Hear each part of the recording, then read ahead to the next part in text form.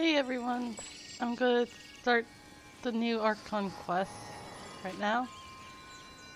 And I have my team ready for it, which is Kaza, Raiden, the Traveler, Wherever in this and world I roam, Kokomi. I carry Since memories of my I feel home. like they all sorta This blade. It is the have last link I something to have do to with the land of my Skarmoose, birth. since we know that we're gonna have to fight the boss battle in this Archon Quest. So, brought out the character to face him. Don't know if it's gonna go well or not, but let's see how it goes. And hopefully I can do the whole Archon quest on the stream, and hopefully I don't have to pause for another stream. This scenery is Let's see wonderful. how it goes. Surely enough to convince anyone to become a wanderer.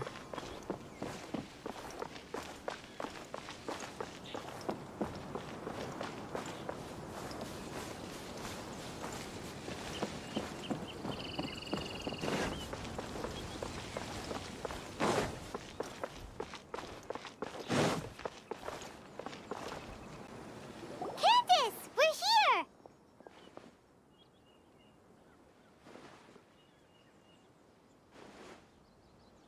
Has everyone arrived? Everyone is already waiting inside. Well, what are we waiting for? Let's join them! Please, wait a moment. Before attending the meeting, I hope you can promise me one thing. What do you need? Promise me that you won't commit to anything too reckless. What do you think? Okay.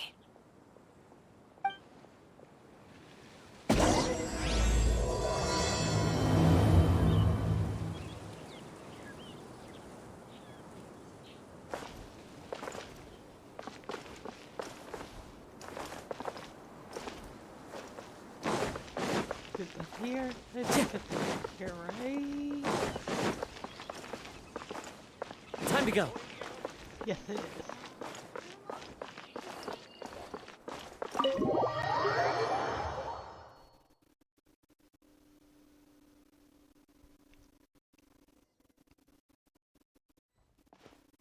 Everyone's here so early!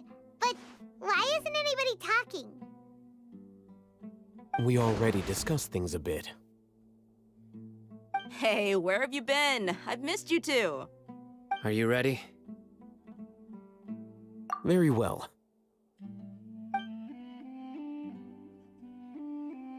Are you sure this is gonna work? I gotta admit, it's bold. Color me impressed. It's worth a try. The point of discussion is to arrive at a solution. Let's cut the small talk and move to the next point. You're making Paimon nervous.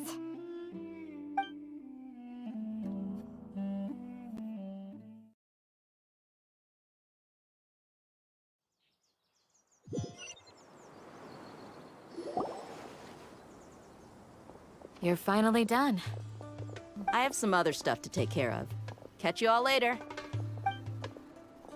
Come on, don't give me that face. I know what you're going to say. I'll be careful. That's what I wanted to hear. Take care. Well, Traveler, Paimon, judging from your expressions, the meeting must have been quite productive. You can tell? I'm not that good at scheming or strategy, but I can sense people's emotions. And based on your reaction, things must have gone quite well. Paimon's a little worried. Hopefully nothing will go wrong. To be honest, I feel the same. But you're already some of the most capable people I know. So you have my trust. Candace gave us a compliment. Your deeds speak for themselves. Candace, we stayed behind to tell you that, although you won't be coming with us, we'll be sure to remember your words. I'm very glad to hear that.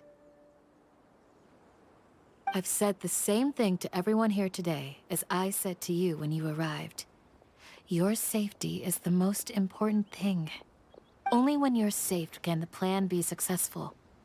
So please, take care. You're welcome. And thank you for taking my advice. Good luck. With everything. I'll be here in the village praying for you.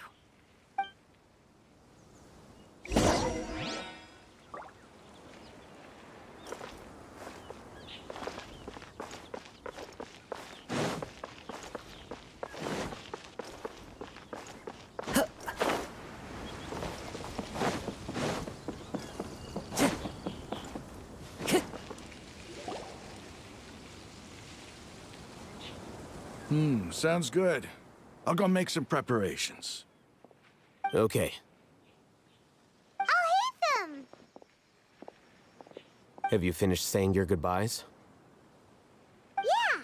Also, Candace told everyone to be careful. Yes, she did. But I think my point also bears repeating. Our plan is not child's play. We won't be able to achieve anything if we're simply careful. We must go beyond that and fully commit ourselves to it. I hope this is clear to you. Huh? Shouldn't you be saying something more cheerful to boost our morale right now? Didn't we already do that during the meeting? You can never have enough words of encouragement. In that case, Candace can cuddle you to your heart's content while I continue to remind you of the seriousness of our situation. We all have our jobs to do, after all. It's like how some people can be put in charge of logistics while others will fight on the front lines. Speaking of the front lines, you don't look anything like a soldier. Of course. Compared to the mercenaries, I'm merely a feeble scholar. But the advantage of not being a mercenary is that I get to stay in a safer place and offer my strategic insight. Just think about that mercenary who lost his mind. Mercenary groups are facing constant danger every single day. Well, being a scholar is also a high-risk occupation, and you are a scholar. I'm not like the rest of them. Even among members of the same species, some will exhibit far more potential than others. This guy. Paimon still remembers when those mercenaries in Port Ormos called you a lunatic. All intellectuals are lunatics in the eyes of fools. I'll take that as a compliment. That reminds me. Do you remember the record we saw in the King Deshret ruins? It mentioned forbidden knowledge. You have a good memory. Forbidden knowledge has the power to drive people insane, but this fact has never been shared with the public. Even I, who has worked in the academia for some time, was never once informed of this. I think those mad scholars and mercenaries we encountered may have all fallen victim to the corrupting qualities of forbidden knowledge. But the academia has always held a different view. They have always believed that symptoms of madness are a side effect of human contact with divine knowledge as mere mortals. Come to think of it, perhaps the academia has also never understood the true nature of forbidden knowledge, and thus always approached the issue from the wrong direction. The Withering, Elazar, and the sandstorms. Don't you think what is happening right now across Sumeru is rather similar to the forbidden knowledge pollution that occurred in the desert thousands of years ago? But Paimon thought that Irminsul's disease is what caused the withering and the sandstorms. At least, that's what Tainari told us. Wait a second. Could it be that... Ah, you've connected the dots. The cause of Irminsul's illness may precisely be the pollution from forbidden knowledge. But if that's the case, what should we do? This is huge! Wait. Why do you think Lesser Lord Kusanali would have a solution to this situation? You mean, it's related to the scene you saw when you passed out in the Avidia forest? That whole, the world forget me thing? In that case, It's imperative that we rescue Lesser Lord Kusanali. Only by working with her to save Irminsul can we completely resolve the problems Sumeru currently faces. To make sure we're still on track, I would like to check on the state of some of our preparatory work. Where are we going? To an Eremite base.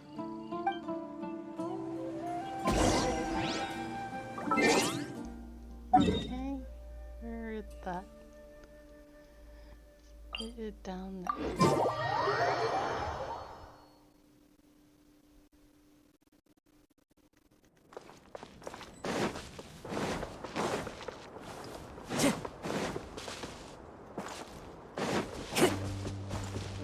Time to go.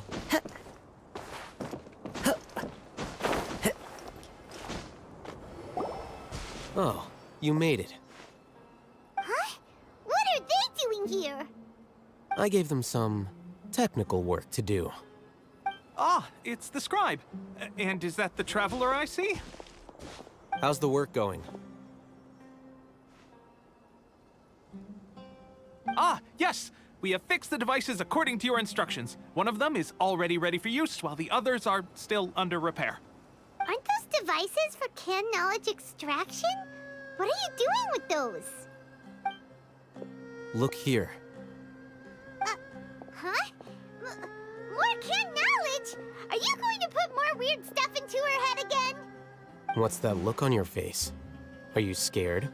Paimon's a little scared, but very, very furious! That's an interesting response. Anyway, we're not going to use this just yet.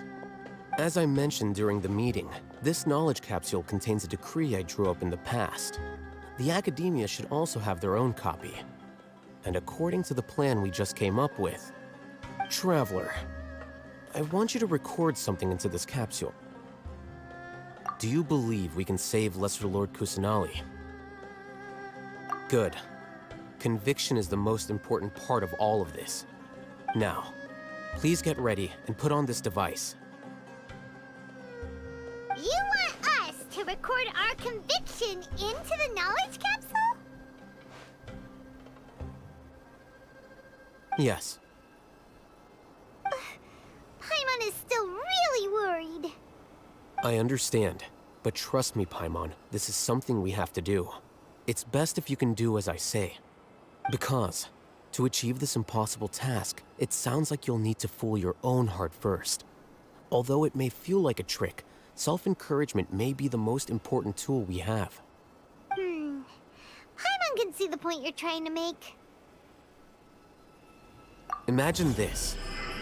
We have orchestrated our plan and successfully rescued Lesser Lord Kusanali. As a result, we have changed Sumeru's entire political landscape. Everything went without a hitch, and everyone recognizes and praises our achievements.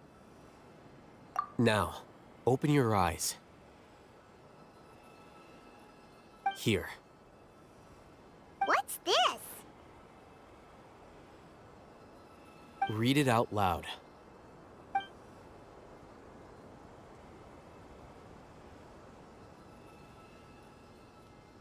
It's done. Is your head okay? Does anything hurt? It's just a recording. There should be no negative effects. But what was the point of doing this? Paimon doesn't get it. And that's perfectly fine. In any case, these capsules aren't meant to be used by you. Huh? What do you mean? Have you forgotten? Our plan needs to account for those who have long relied on the Akasha. You may find it hard to believe, but for those people, everything the Akasha transmits to them is nothing short of absolute truth. Imagine if you've been using a device like the Akasha since the day you were born, and this device has always supported you during times of need. After all that time, what do you think you'd become? A fool? A machine? A slave to orders. And that's why rules are so important. In addition, those who understand the rules can delineate boundaries and identify gray areas. But why would you need to identify the gray area? areas. You could say that those kinds of ambiguous zones can be very interesting. One might even say they're advantageous in the right hands. Things you're interested in are really out there. Are all Sumeru scholars like this? Anyway, that's enough chit-chat. I'm going to take those two to work on some small projects. You can head to Caravan Rebot and start preparing for the next step. Small projects? We're going to tinker with the Akasha terminal and make a few modifications. Okay, third necklace. Okay. There. Now.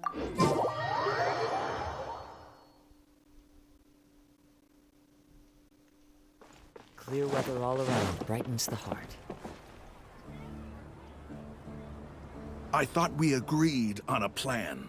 How can you go back on your word? The plan is too radical and carries a high risk for casualties. I've given it a lot of thought. And in the end, I still can't agree to it. But it's still the best plan we have. As a former Matra, you of all people should be able to see the bigger picture and recognize the innate advantages of our plan. I did. And that's how I saw the danger behind these so-called advantages. Hitham's plan is even more radical than I imagined. Huh? Why are you guys arguing? My friend, you're just in time. Why don't you help me persuade Sino? He's turned against our plan. We agreed to work out a plan at the meeting. As mercenaries, you're familiar with the local environment, so you'll take care of the specifics. But then, you went to Al-Haytham for suggestions. Had I known Al-Haytham would give you those kinds of suggestions, I would not have agreed to the plan. Look, you already know that we're all on the same side here, don't you? Mercenaries place a lot of importance on their bonds of friendship, but also will not hesitate to make sacrifices if they deem the situation to be sufficiently dire. I'm sorry, but as things stand, I can't accept your principles. Seems you really do understand the ways of the desert. Traveler, Paimon, this is also something you should know. Ramon's plan is to have me work with the Caravan Rebot guards in my capacity as a Matra. We will arrest the mercenaries and escort them into Sumeru City. Wait, how can we work with the guards? We can't get through that wall easily, remember? Caravan Rebot would never let so many unregistered members of the Eremites enter Sumeru City. My plan will clear us of any possible suspicion, and also let us enter the city as a big group. There is no better way. That also sounds like something Al-Haytham told you. Am I right? Doesn't Al-Haytham know how dangerous this plan is? Of course he does. He told me, there is no perfect plan, but this can get the job done. He also said that with the help of Sino and the Traveler, our chance of success would increase significantly. I never blindly trust anyone, and I've always had a good eye for people. I think he made a number of valid points. It's my own choice to trust you. If I make the arrests alone, I can control myself and prevent you from getting hurt. But I can't guarantee that kind of discipline from the guards. To make the whole thing more convincing, you'll need to resist to some degree. Casualties are inevitable once push comes to shove. I'm okay with the deaths of enemies. But now that we're allies, I'm against the meaningless loss of our own. I can't believe a Matra would actually care about us. I've lived a hard life, and I can say that people like you are hard to come by. I've always treated my allies with honesty and respect. They have the right to know important things like this. Now you're making this hard for me.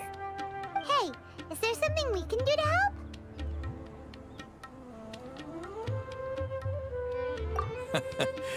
I knew you would say that. We can help fight some of the mercenaries, which should reduce the number of times you'll have to struggle directly with the guards. That should help at least a little bit. Sino, on behalf of my people, I thank you for your kindness. But this is a mission we cannot turn our backs on. We strongly value the lives of our friends, but the goal we are about to achieve is even more important. We have no fear of casualties, because we crave the spoils of victory. So please, lend us your support. We will show you the determination of us desert dwellers. Well, now that you've put it that way, I can no longer refuse. But remember, you need to follow the plan and not do anything reckless. Candace made it very clear that we can only achieve our goals if we can ensure our safety. Since you and I both recognize the significance of this operation, there should be no more animosity between the followers of the Dendro Archon and those of King Deshret. Everyone's life is equally important. Okay, you have a deal. Let's do this for our shared dream. Guards should be stationed in the courtyard nearby. You can find them there.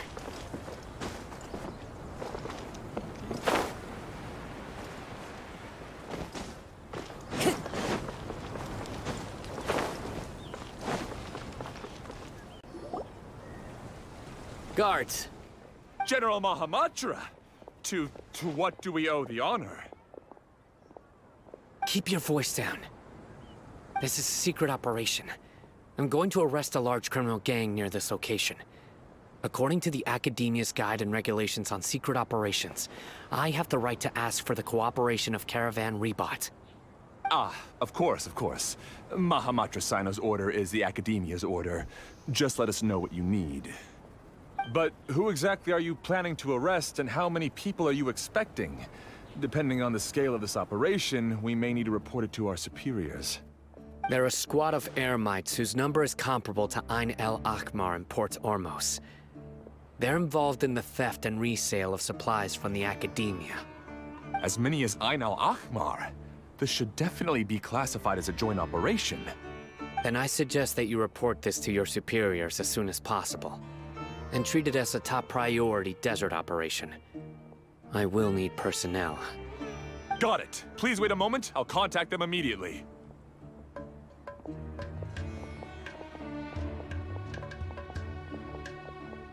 Because this is work. Because I trust you. Paimon can't believe you're still in the mood to chat. This whole thing has Paimon scared stiff. Aren't you even a little worried? What if these guards already know that you have betrayed the Academia and are no longer their General Mahamatra? Even if that guard doesn't know, their superiors might, right? We discussed this, remember? The Caravan Rebot operation is of great importance. But don't worry, the guards there shouldn't know that Sino has stepped down. How can you be so sure?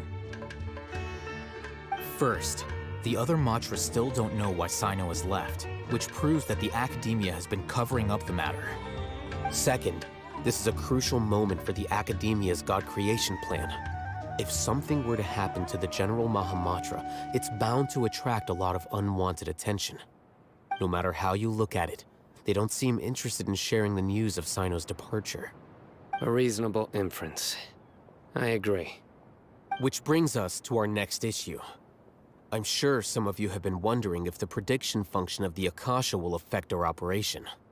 The Akasha is still in operation, so I must remain on high alert. Actually, considering the power of the Akasha, it's quite strange that it hasn't already tried to interfere with my actions. I've given that a lot of thought. For now, I don't think you'll need to worry. If you remember, when you first came to Aru Village, all your actions and routes were predicted by the Akasha. It even gave that information to those who kidnapped the village keepers. But things like that never happened again after we met up with the Traveler. That's true. But why? Look at it from a different angle. Why do you think the Akasha will predict your actions? Because my personal data has been entered into the Akasha. That's true, but the key to this question is, how well can the Akasha make predictions about a person? Haven't you ever thought about it? Just how can it do this in the first place? Because the Akasha controls the entirety of Sumeru. The Academia firmly believes that all human actions can be explained through logic. By sorting and analyzing entered data, the Akasha can derive behavioral logic and predict the actions of those who fit an existing logic model. However, at the risk of sounding like an advocate for fallacies, can everyone truly be considered logical at all times? Emotions are part of our behavioral logic, but can you guarantee that every experience of the same joy or pain would be equally intense? How can our feelings and opinions be predictable down to the letter in every single instance? Sino, in the past, you've always worked alone. In the absence of another person who could sway you or your thoughts, the Akasha could produce predictions that were similar to your real-life behavioral principles. Decisive and principled, you were used to solving problems alone. That's why the Akasha could figure you out. But now, you've joined a team. And I believe the Akasha hasn't yet figured out the full composition of it. Our thoughts and logic have intermingled and weaved themselves together to become a complicated, chaotic mess. Any one of us could potentially disagree with another. The Akasha lacks data on these interactions, and it's impossible for it to predict your actions in the future based on your decisions in the past. After all, there's probably a limit to just how much we can be modeled or controlled by data. So, in my opinion, you're probably safe for now. Makes sense to me. I agree. The Akasha is not alive, and I don't think we can be completely controlled by something without a mind of its own. Is that so? I guess there are things that even the Akasha cannot calculate, and people will not be forever trapped by the past. I'm so glad that this is settled. Next time, pay attention during our meetings. Will do. Just remember to stay vigilant. Footsteps! General Mahamatra, we were not expecting your presence here. I'm the security officer of the Grand Deshret Desert District. My name is Luxembarbo. This is my assistant, the Traveler. She will be working with me. The construct next to her is for her work. Beep! Construct, beep! What a great honor to meet you. Your golden hair is as bright as the sun. And, is this the latest technology from the Academia? Have you made a decision regarding the matter I mentioned to your subordinate? It seems to be a dire situation, so of course you will have our full cooperation. To be perfectly honest, I've always longed to go on a mission with someone as well known as yourself. There's no need for flattery. Yes, sir. Take your most elite platoon and follow me to the eastern side of the district. We will carry out the operation there. Understood. Map. Hurry, bring the map!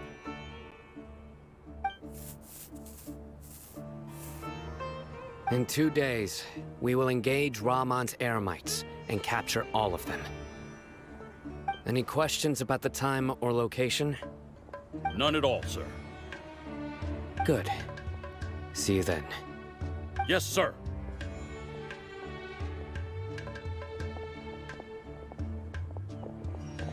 Maybe hanging around the General Mahamatra isn't so bad after all. Everyone's so respectful towards us. This is all due to the absolute authority of the Academia. And now, we're going to strike back against that massive pillar of power. Get ready. We will move out in 2 days.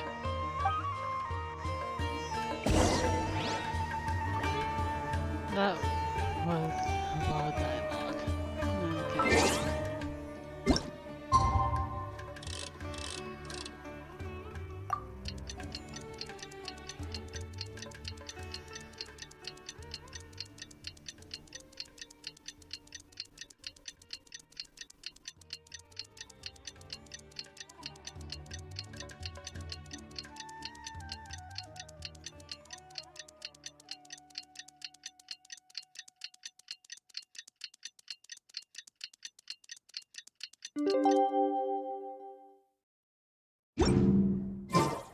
There are leaves. Time for the operation! Let's go make some... Okay.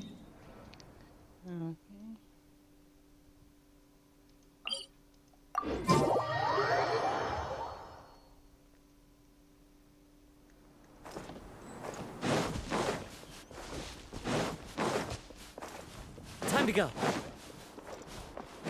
Time to go.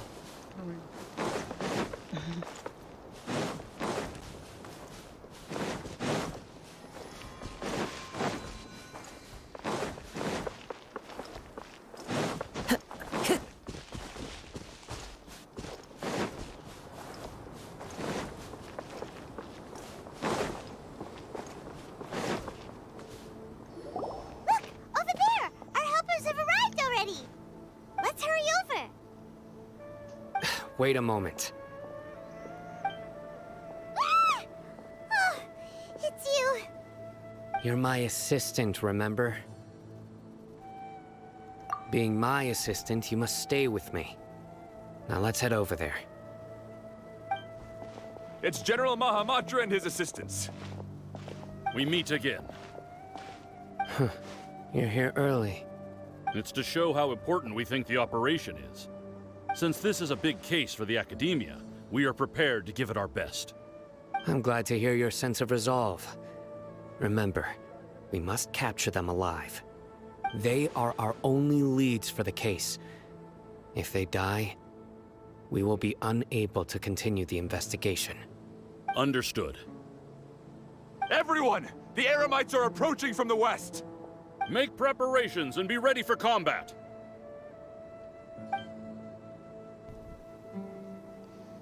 Halt! Oh?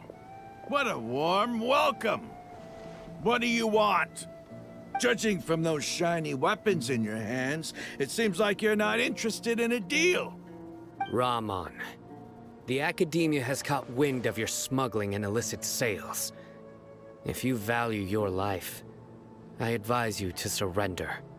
Who are you supposed to be? A Matra from the Academia?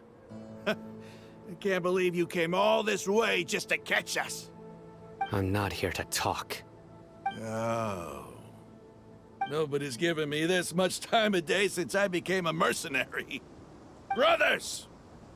For that slight, let's wash our blades with their blood. Let's show them we Eremites are not to be messed with.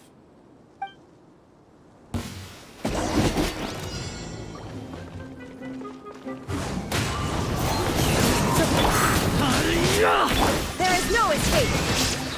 Torn to oblivion! Kind of on.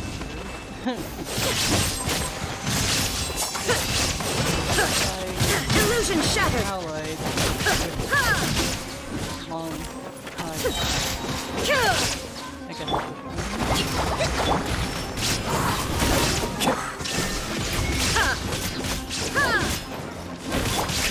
One with nature. Clouds high. The birds come. It's over. We have subdued them. The operation is now over. All Eremite mercenaries and related personnel in the area have been arrested. Ah, you pitiful Dendro Archon dogs! You'll regret this! I'm afraid you'll regret it first. King Deshret will curse you, and you will all! Silence! Oh, Restrain them and take them back to Caravan Rebot. Count their numbers and send them to the Academia as instructed by the General Mahamatra. Yes, sir!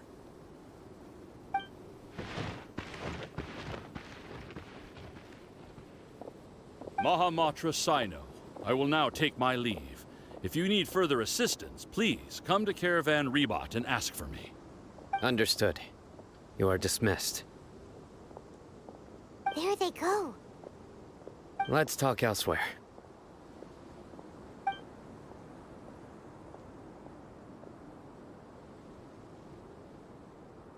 This part of the plan went really well. Yes, things went perfectly. That's fantastic! And that punch you gave Ramon there sure looked convincing enough. Once we're done here, I'll return to Caravan Rebot and oversee the group's transport. I promise. I'll get everyone into Sumeru City safely. Yeah, you're the reason why everything went so well. It's not the time to celebrate yet. I believe Dia should already be waiting for you. Go join up with her. She will need you to introduce her to Tainari. Speaking of which, is it really okay for us not to share the full plan with Tainari?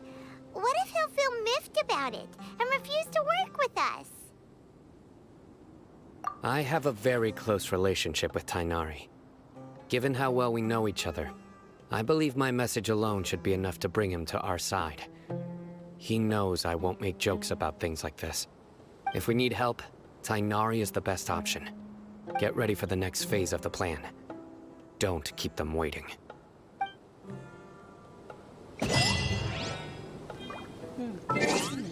Nice. Okay. Now the necklace. Which is back here, I guess.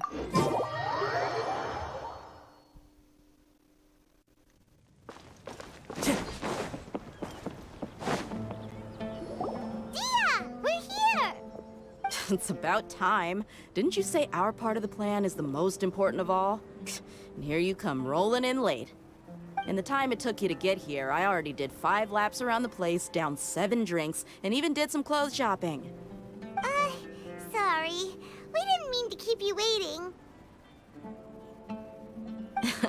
I just wanted to fix your attitude and rub it in a little. After all, you took your sweet time getting here, and we've got important stuff to take care of.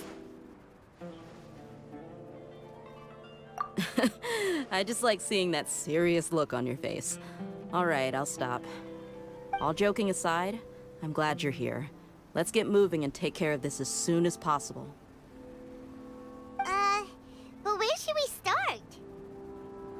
Our responsibility is to get a status update on the Fatui Harbinger known as the Doctor. We need to make sure he won't get in our way when we rescue Lesser Lord Kusanali.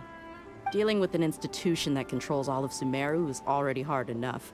If the Doctor were to crash the party, it would be next to impossible for us to achieve our goals. Yeah, we sure don't want him showing up. Ooh, he really gives Paimon the creeps. Right? Hearing his name just reminds me of those stuffy old geezers in the academia. I'd rather not have to deal with someone like that.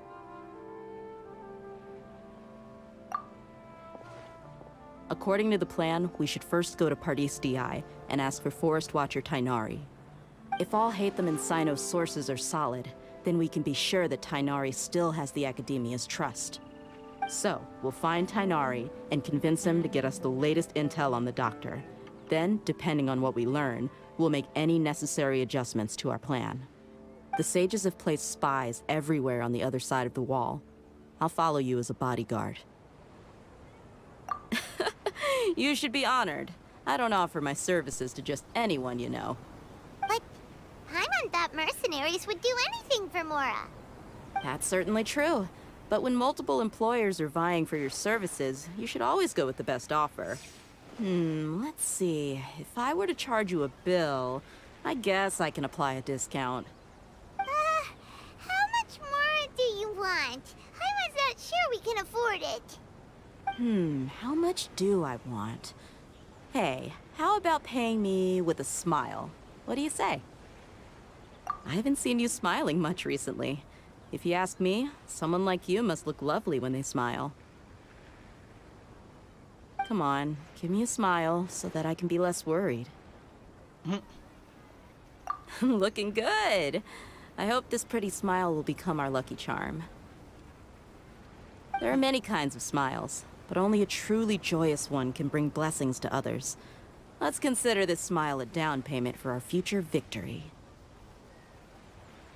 Let's go. It's time to pay a visit to Party's DI. That's an interesting payment.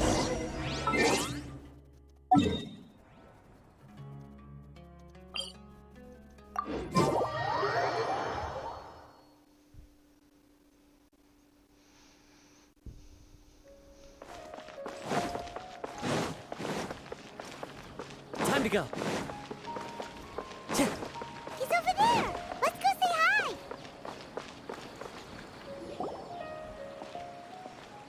Tainari! Ah, Traveler, Paimon. And you are? Hey there. This is our friend Dia. She's an Aramite mercenary. A mercenary? You must have some big news for me. It's something really important. Please help us out. All right, then follow me.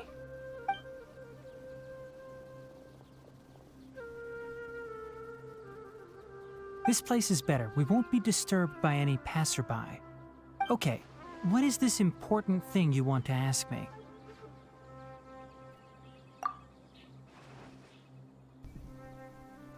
The doctor, huh? He's that strange-looking Fatui Harbinger with the mask. Paimon thinks he has blue hair. Yes, I know him. Actually, he left Party's DI just a little while ago.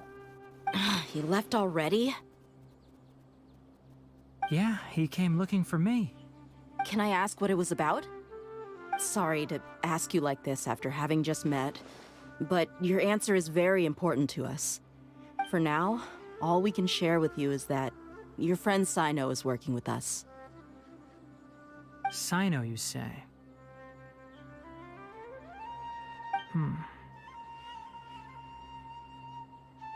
I see.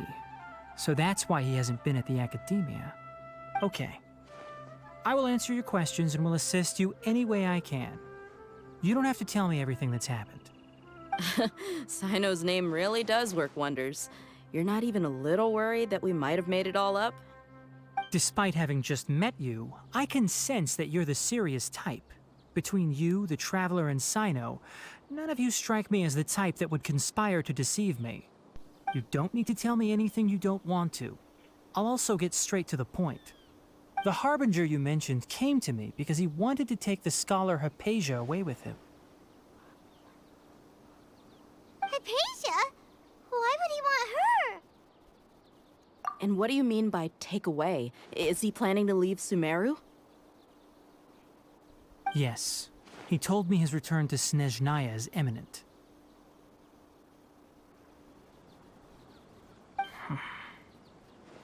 So you mean...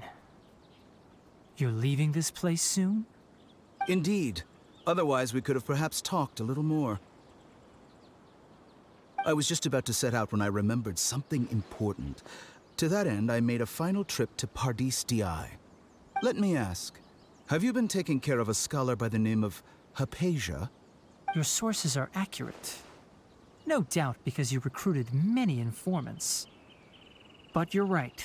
Hypatia has indeed been receiving treatment from me. Forgive me for asking, but how's the treatment coming along? Given the way you're asking, I assume you have something to say. Since you asked, I'll be frank. I would like to take Hypatia to Snezhnaya. It's incredibly difficult to transfer a patient. As a scholar yourself, shouldn't you at least be aware of this? Oh? I can't believe your utter lack of faith in me, to the point of even questioning my general level of knowledge. How unbefitting. Well, you're the only one who's ever made such a request. I have my ways of keeping her safe during the journey. In addition, I can also promise that under my care, Hypatia will receive the most advanced and effective treatment. I will personally supervise her treatment and see to her recovery. Would that be agreeable to you? Hypatia was born in Sumeru and remains a scholar of the Academia. Her situation has not become dire enough to necessitate her transfer to another nation. Transporting her to Snezhnaya is risky, and the potential benefits are unknown.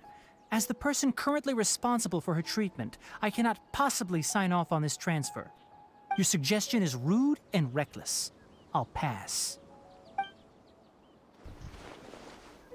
I don't know much about the doctor, but after talking with him, I realized that, just like many other scholars, he possesses an aura of arrogance that I've come to detest.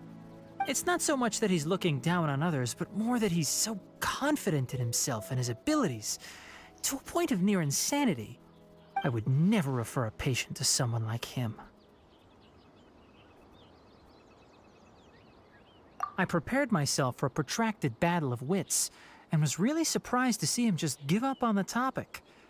Still, his reaction really concerned me.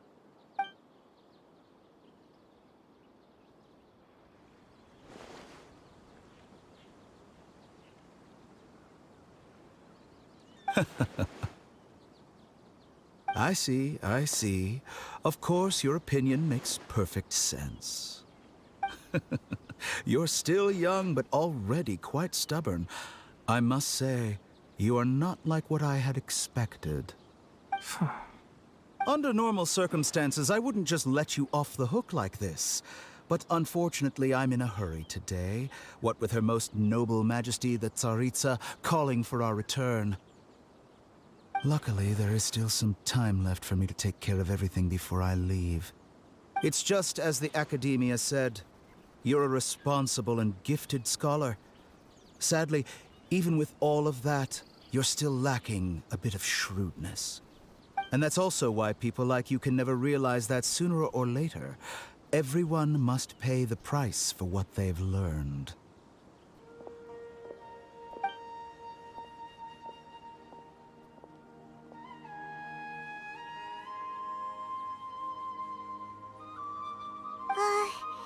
Paimon can't help but feel like he's hinting at something unpleasant.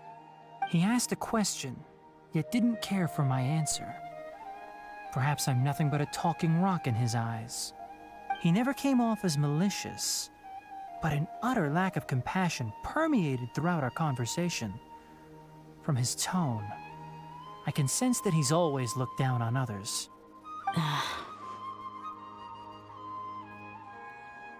I can barely believe it myself. But if that's true, the situation will be in our favor. I don't think I missed any details. Frankly speaking, I don't want you to do anything too risky. Now that you know a little more, it should be easier for you to stay safe. Sorry we can't tell you everything. We appreciate that you helped us anyway. I won't forget your kindness. It's okay. I have an obligation to do so. To be perfectly honest, all of this may have started because of me.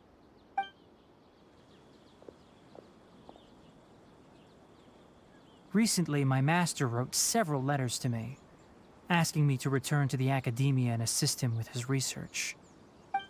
Hasn't he already asked you several times before? Yes, but there's something off about this most recent batch of letters.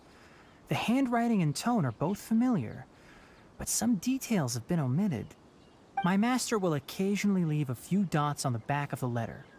1 dot means that he wrote the letter on a sunny day, and 3 dots stand for a rainy day. This has been a habit of his for many years, but I didn't find any dots in his recent letters. I believe something may have happened to him. I get it. Since you are always at Gandharvaville, you would like me, someone already working at the Academia, to investigate this matter, right? I'd like to ask you to do that for me. If you can keep yourself safe, please withdraw immediately at the first hint of danger. I can do that, but I have a feeling it won't be that simple. The Academia has been working on a big project. I'm not quite sure what it is, but your master might be involved with it. If the higher-ups really are hiding something, then it will be difficult to remove myself from the situation once the investigation starts. If the situation becomes critical, I'll leave the academia. If you don't see me there for an extended period, that's your cue. All right, we've got a plan. I'll stay at Gandharvaville to support you. If that scenario comes to pass, you must be extra vigilant. And be wary of any messages or direct requests from the academia. I must say, I didn't expect a warning like this from the General Mahamatra. Being loyal to the academia doesn't mean blindly doing whatever the sages say. I know what I'm doing. On that note, aren't you also being quite distrustful of your alma mater? The academia, yes, but my master is a man of integrity. Even when I was a student, I was worried he'd get in trouble for sticking to his beliefs. I suppose he's lucky to have lasted so long. But in the end, it still caught up to him.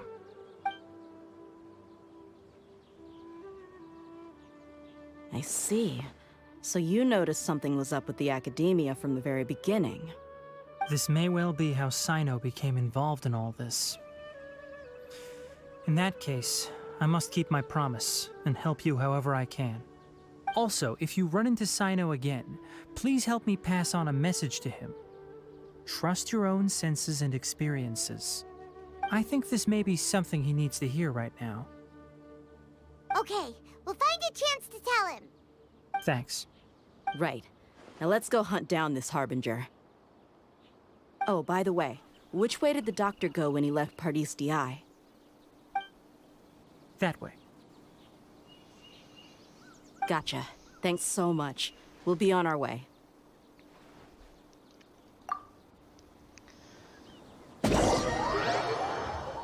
Definitely love dialogue. According to Tainari, the doctor is leaving Sumeru soon. I want to check if the doctor was actually telling the truth. He also said that he'll take care of everything before he leaves. What did he mean by that?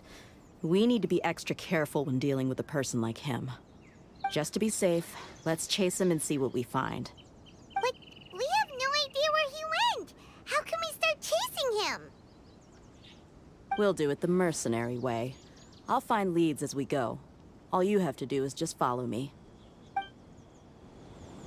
That Harbinger may have tried to cover his trail, but he still left some traces.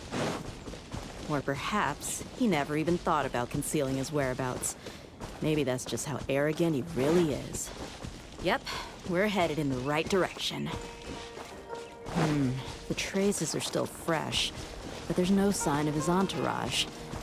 Clearly they're in a hurry. It's just as I thought.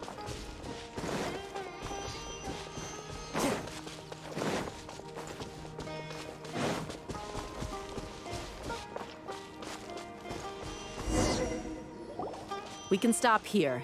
I think I know where the doctor went. To the south of here is Port Ormos, which seems to be where they're headed. Port Ormos? They're going to leave by boat? That's right. Let's go to the port and have a look for ourselves.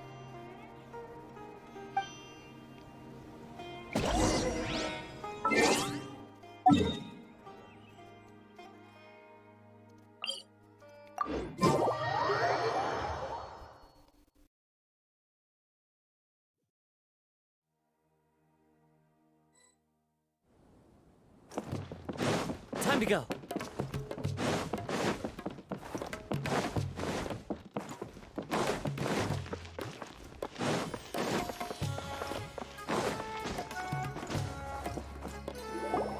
Look!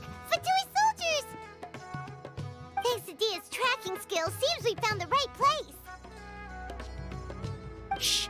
Don't draw their attention. The port is crawling with Fatui soldiers. Let's keep going and see what we can find. Now this is a proper farewell ceremony for a Snezhnayan Harbinger. The Lord Harbinger is leaving. I've still only seen him once or twice. I used to hold a position in our homeland, and back then, The doctor spoke in a very different way from the way he speaks now. Maybe the way people talk in Sumeru has rubbed off on him? It's always like that when you spend too long away from home. When he gets back to Snezhnaya, perhaps it will also take him some time to get used to the life there again. Huh? But, sir, that can't be right. No, I remember it like it was yesterday. Both his expressions and tones are now very different. Also, for some reason, he seems like he's all smiles now. You must be mistaken. Nobody's supposed to look happy when they're on a business trip.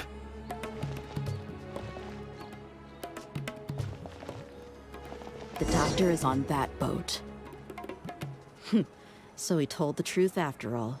He is actually leaving Sumeru. Let's get closer and find a place to hide so we can observe him. This place will do. We can hide here while we keep an eye on the boat.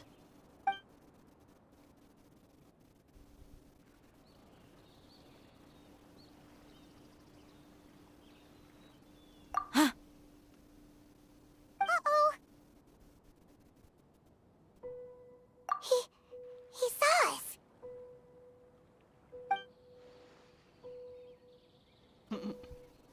Well then. Huh? Is he waving at us? It's time to say goodbye. Wait, is he the only person on the boat? You mean there's nobody with him? And where are all the soldiers we saw in the port just now? They were all here just a few minutes ago, but now they vanished. So this was a trap. Wait, don't tell me that. Luckily, there is still some time left for me to take care of everything before I leave. Oh no. They might be after Hypatia. Let's get back to Party's DI. Huh? What do you mean? I'm afraid that she's seen something that she wasn't supposed to see. If I were the Fatui, I would also try to take her away. And if I couldn't... Oh no! Are you saying they're going to kill her? Let's go! Oh.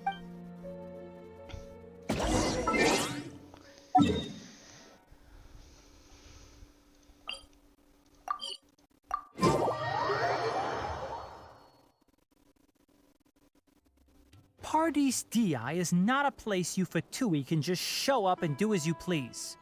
I believe we've already made ourselves quite clear. Our superior gave us permission to search for and collect medicinal herbs in Pardees Di for research purposes. But you've been in Sumeru for some time already. I find it coincidental that you chose to only come here today. Even the Grand Sage himself may not have the right to question our research, much less an ordinary scholar like yourself. I've done my duty to inform you. Don't make things difficult for yourself.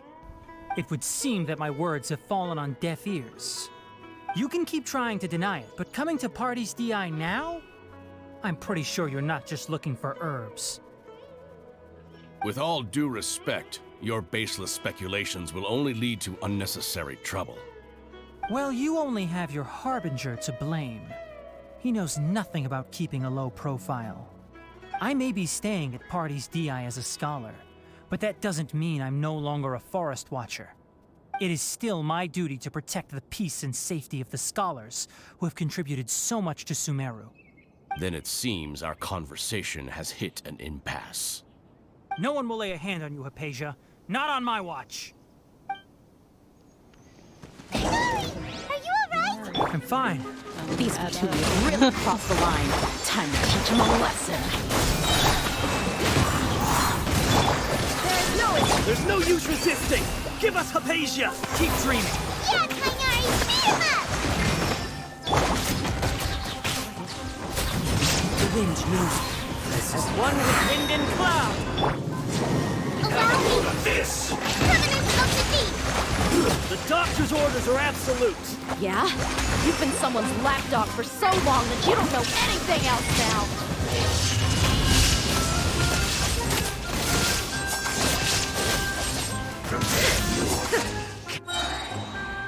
We're not getting anywhere. Traveler, Paimon, please go to Hypatia. We need to make sure they don't try to sneak around and attack from behind. Got it.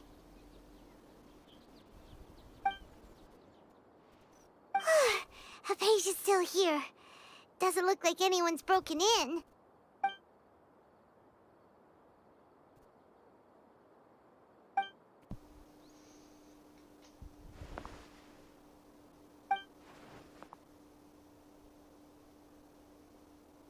Well, how is she? Oh, that's good. Uh-oh. So, you think this is over?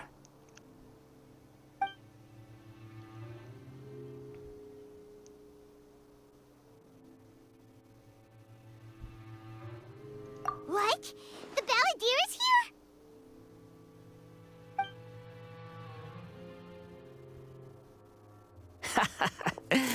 I've missed that look of abject horror. You've given me that look every time we meet. But, where is he?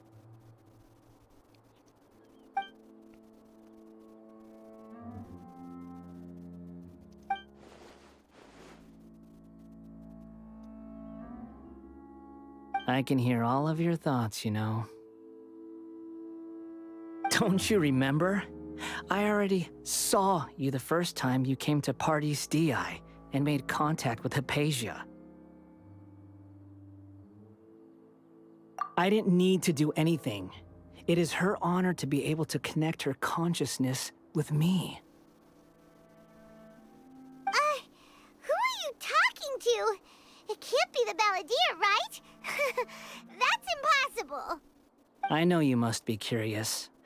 I might as well tell you that I decided to enter Hypatia's consciousness the moment I sensed your touch. I wanted to observe you on a fool's errand. Hey, Traveler! What are you doing? My deification is nearly complete. All that's left now are just some final details. Do you understand? Even if you manage to rescue Lesser Lord Kusanali, it will be impossible for you to defeat a bona fide god like me. Is it wise to force that childlike god into a divine battle against me?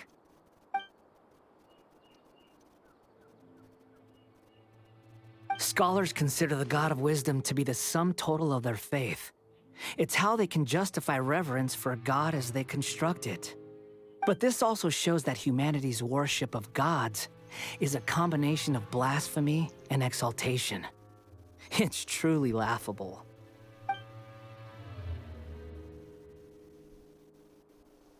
Yes. What is it?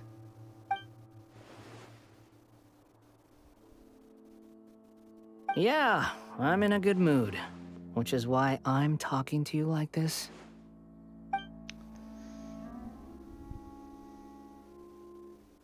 What do you mean?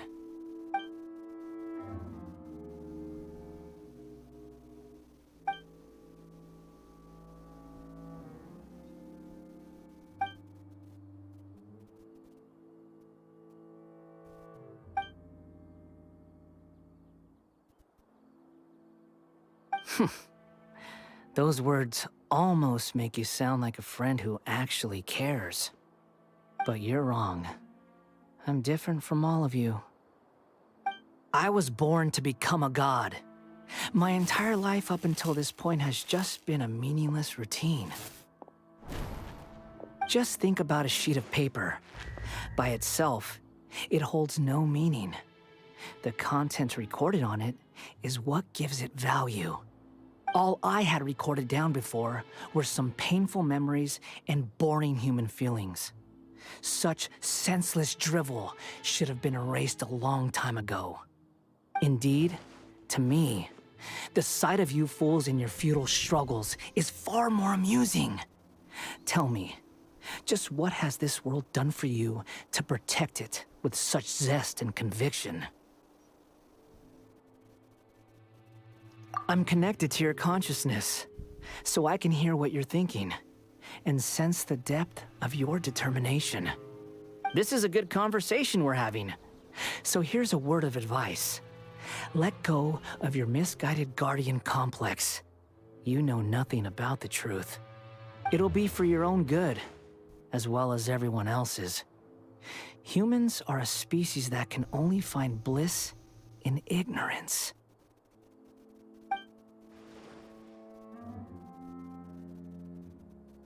Ah, you've seen my affection for her. If you were in my position, I think you'd feel the same way. She peered into my consciousness and saw my past. Someone like that is qualified to become my first follower. All gods need followers. So Hypatia has been chosen. Her appearance heralds my imminent arrival at the throne of divinity, while her worship shall become my glory.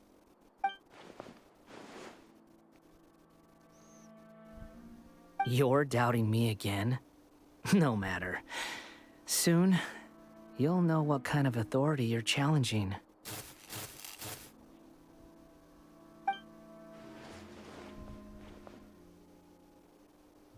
Who wants to hurt my devout follower?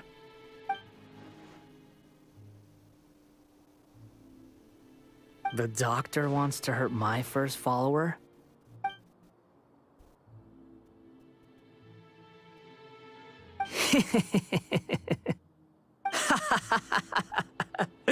How very amusing. Has anyone ever told you that you're not good at sowing discord? The doctor has never known his place. Even now, the puny human thinks himself capable of interfering in the business of the new god. You're still too naive if you think a few words will be enough to convince me to destroy the doctor. But I'm willing to give you a gift, just like my expression of affection towards Hypatia. It is an honor for you to be able to stand here and speak with me. As my listener, you will be rewarded. Uh-oh.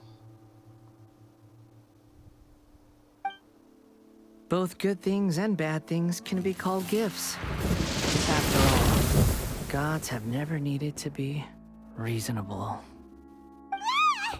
Paimon hears thunder! That person Paimon couldn't see was the Balladeer? Oh, he sure chatted with you for a while. Uh-oh. Where is the storm headed? It's going to be mad. Outside is in danger! Let's go! Tainari and Dia still must be fighting!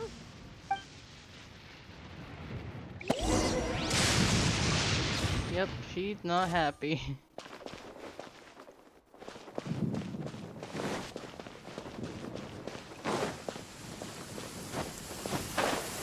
Oh no, Tanari. Oh!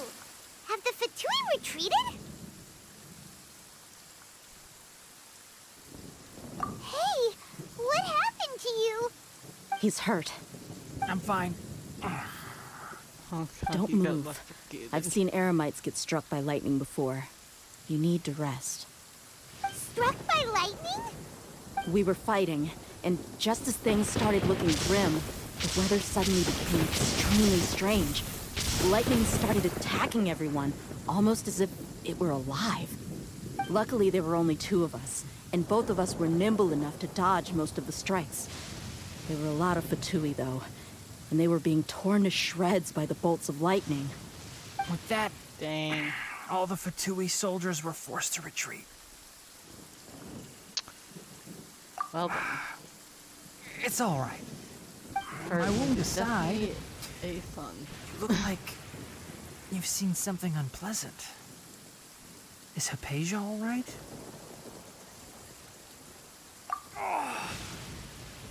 Hey, didn't I tell you not to move? Just in case. Let's go to Hypatia's place and talk about things there. Poor Tanari. Don't Worried Nari.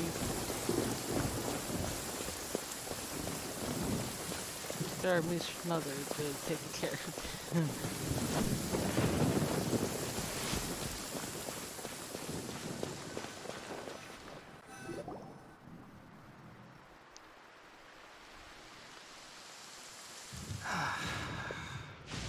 Thank goodness she's fine. Hey, how about taking care of yourself first? I understand my condition. Ugh. The wound is not fatal. I'll be all right. Ugh. The more you understand medicine, the worse of a patient you become. I know. They always think they can push through the pain. Oh, he sat down. Let me rest for a bit. Sorry, Traveler. Now you may start.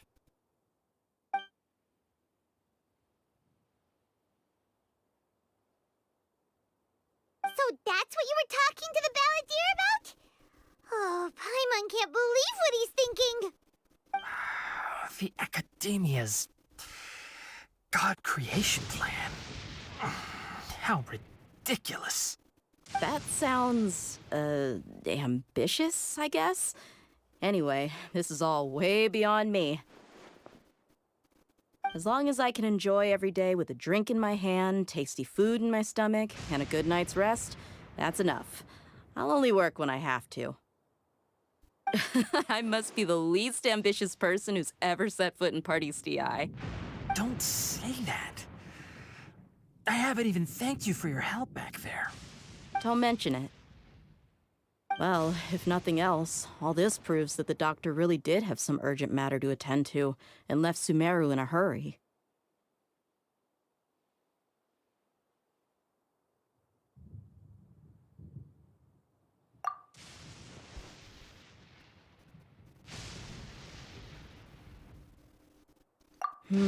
Maybe the Fatui want to cover up some secret of the Balladeer. Is that why they tried to seize Hypatia? You said the Balladeer claimed that Hypatia has seen his past. So, what could be there? Have you noticed? The Balladeer is not happy with the doctor's actions. He thinks the doctor has no right to consider himself as his equal. So, if the doctor was to show up again, would the Balladeer zap him with lightning? Based on what the Traveler has said, I think he would. Having the doctor gone benefits him as well as us. In other words, we've successfully completed the stage of the plan. The doctor is out of the picture now. Yay! That's a big accomplishment! I'm also happy for you. Thank you for the help, Tainari. Make sure you rest up for now. Yeah. All right. Okay, that wraps things up for us here at Party STI. Traveler, it's about time we rendezvous with the others at the Grand Bazaar. Let's continue to keep a low profile. You can head there once you're ready.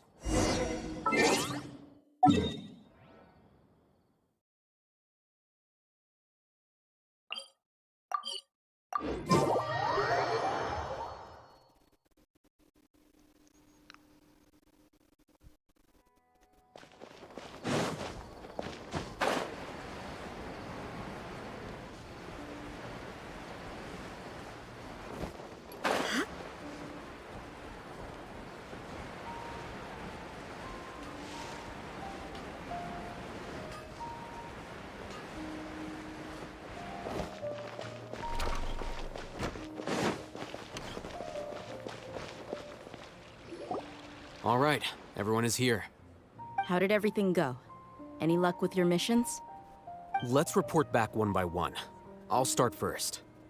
We've made the necessary modifications to the Akasha terminal. In addition, the props required are also ready. I'll go next. The Traveler and I went to Party's DI. The situation was a bit complicated, but we found Tainari. Unfortunately, he was wounded during a fight. Who was behind it? Well, that's the tough part. What should I say, Traveler? The Fatui or the Balladeer? After some back and forth, we confirmed that the doctor has left Sumeru by boat. He has something urgent to attend to back in Snezhnaya. So, we've successfully removed the doctor from the picture. Also, Tainari's already resting, so he'll be okay. Good. Oh, Tainari also asked us to tell you this message. Trust your own senses and experiences. All right. I'll remember that.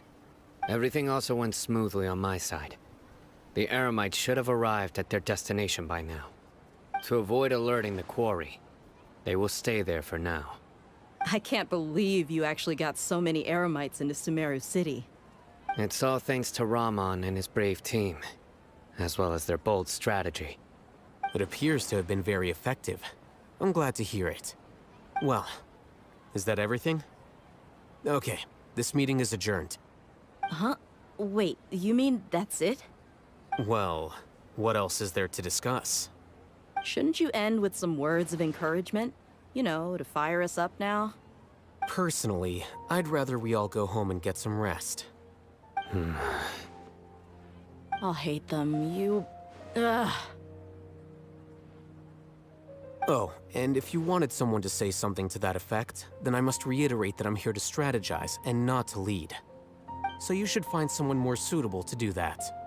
But I thought all of you Academia big shots were great speakers. Then I should remind you that I'm the scribe. I know that. So what? A scribe is responsible for recording meetings, not speaking. Fine, whatever. Well, Sino doesn't seem to be much of a talker either. I guess that leaves it to my employer. Employer? Yep, the Traveler hired me. That's right. So come on, boss. What do you have to say for the team?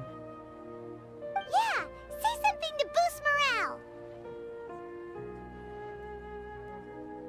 Huh? What are you all doing here?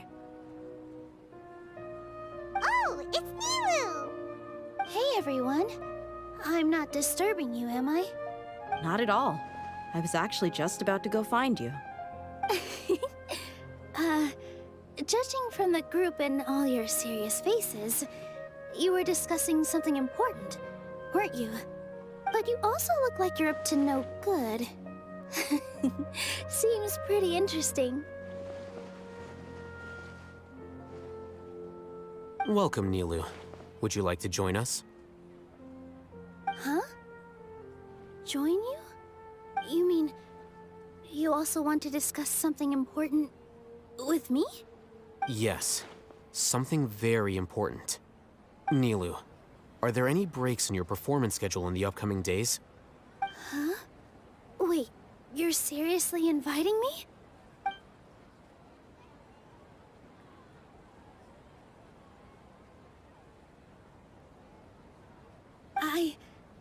I can't believe my ears.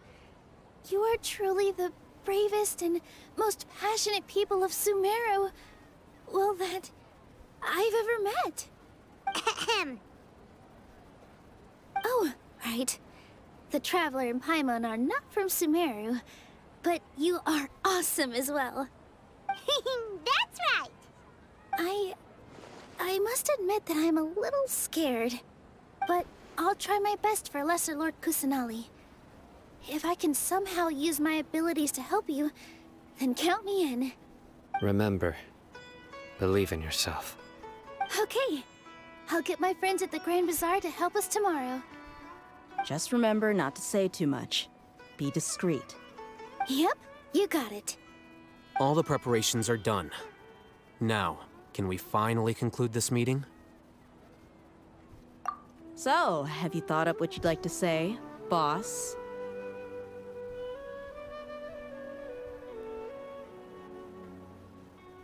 Yep, It's a grand plan and we're all super awesome!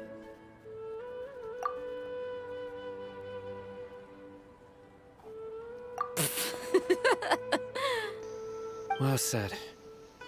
A good night's rest before an operation can be the difference between success and failure. Thankfully, I've had my place to myself recently. It's been nice and quiet. Huh? Oh, nothing. Alright, let's all go home and get a good night's sleep so we can be up early tomorrow. Okay. So I guess that means it's time to say goodnight now. Yep! Good night, everyone!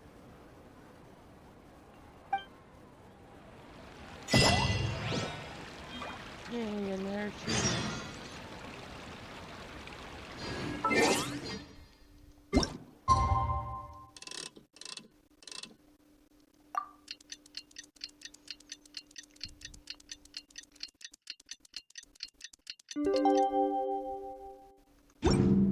Activity. Today's the Academia's Nia Garbaha Day. Okay.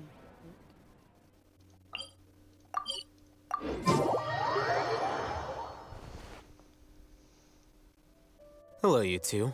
Sleep well? Not really. Paimon got too nervous thinking about today and didn't fall asleep until the sun was almost up. What about you all, Hatham? Naturally, I slept just fine. After all, a good rest should be considered part of the plan, since energy is an important resource. You just want to show off how calm you are. It's crucial to dissipate any tension before we execute our plan. The only thing you're doing is being annoying. Anyway, do you need me to go over the game plan again?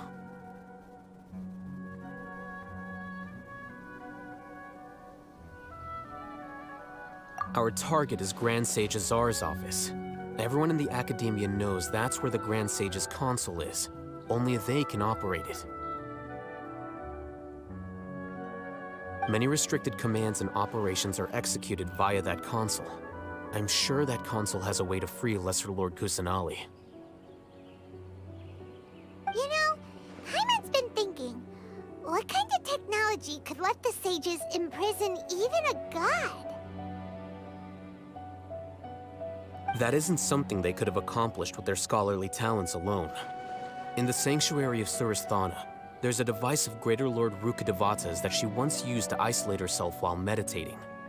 500 years ago, the Grand Sage at the time modified the device so that it can no longer be controlled from the inside. They were effectively trapping one god with the power of another. So, how are we gonna get to the Grand Sage's office? Don't forget, today is Nyagarbha Day, arguably the most important day to the Academia. The sages and core Academia personnel are busy loading the latest batch of research developments and legal decrees into knowledge capsules so that they can be entered into the Akasha.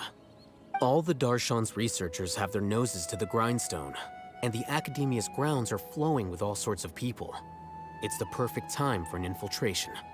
When the Grand Sage leaves his office to supervise the entering process, that's our cue to access the console and free the Dendro Archon. Well, yes. That's just the visible side of our plan, after all. If precedence holds, the Academia should have already started preparing for Nyagarbha Day. Everyone should be in position. All that's left is for us to lead the charge. Let's go. So are we just gonna walk in through the front door, or...? Yes. Were you expecting a stealthier approach? Paimon can't think of a good comeback. Alright, it's all on Alhaitham if things go south.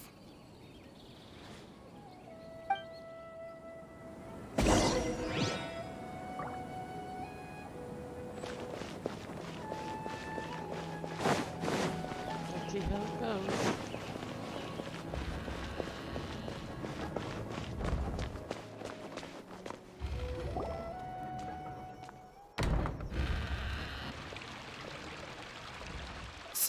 Scribe? Please, wait. Are you Scribe Alhaitham?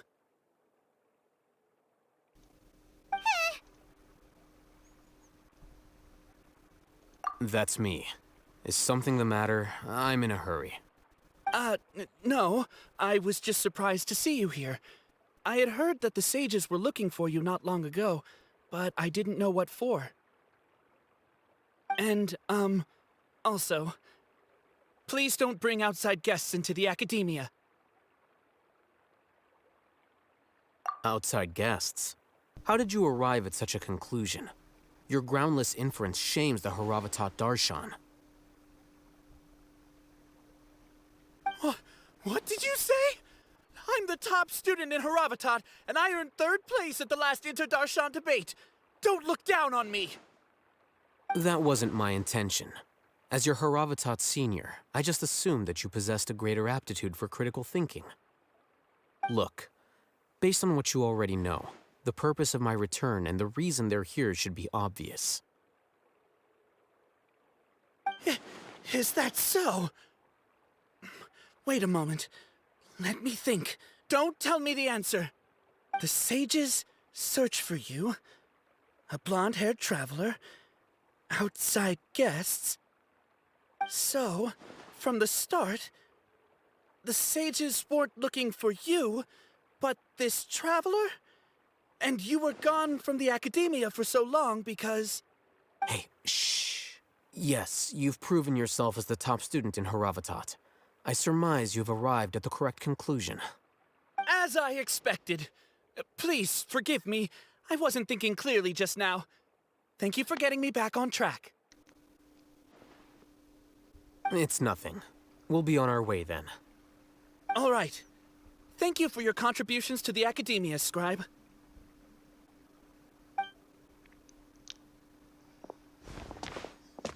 Oh, he even got weighed with words, I guess. What the heck just happened now? What did he just guess? I'm afraid I don't know either. You have no idea? Mm-hmm. He convinced himself of whatever truth he came up with. That is the so-called pride of a scholar. If someone questions their academic facility, they will instantly feign understanding to keep up appearances. Nowadays, the academia is rampant with this type of scholar. Their obvious farces of intellect only serve to highlight themselves as fools. Wow. So there are special ways to deal with smart people. We don't even need to make up our own excuses. We shouldn't waste any more time. It would be problematic if we missed our window of opportunity. Let's go.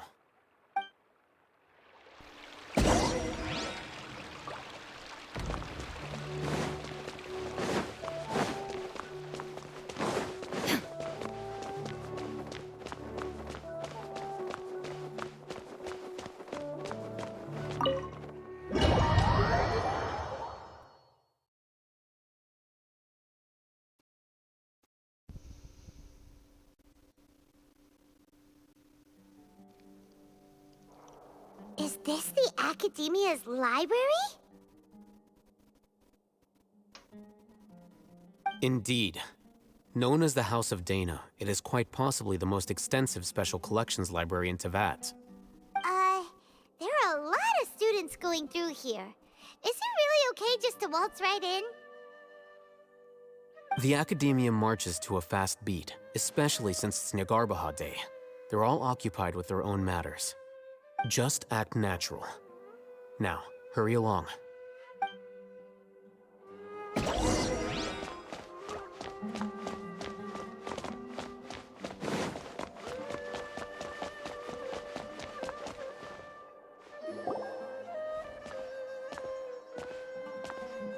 What's this platform for? It's a lift that Academia personnel use to access higher floors. Are we gonna take it then? The Grand Sage's office is up there somewhere. No, not right now.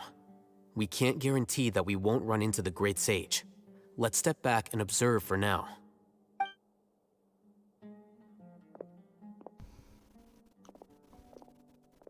You think the Grand Sage will exit from there?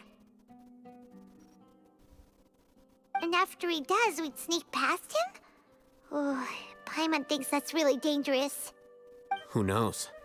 However, if we can confirm Azar's current location, our operation will be much safer if we... Allow me to offer you a hint.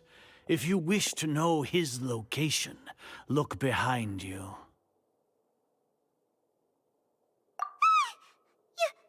You're...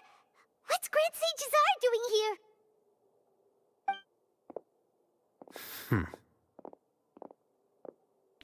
Do not tell me you believed the Academia would not grow suspicious of you after such a prolonged absence, scribe. An eyewitness had informed me of your whereabouts, so I came to personally welcome you. Great Sage, I didn't expect you to care so much about me. I'm truly flattered. I'm sure, but compared to you, I am far more interested in these two unexpected guests. You are the Traveler and Paimon, correct? It's a pity that only now have I been afforded the opportunity to formally meet two of Sumeru's most esteemed guests. I do apologize for my lack of decorum. Excellent. You immediately initiated discussion instead of attempting to prepare some perfunctory excuse. You clearly understand the situation at hand, and have no intention of making a reckless stand. The foot traffic here renders this place unsuitable for discussion. Please, follow me to my office.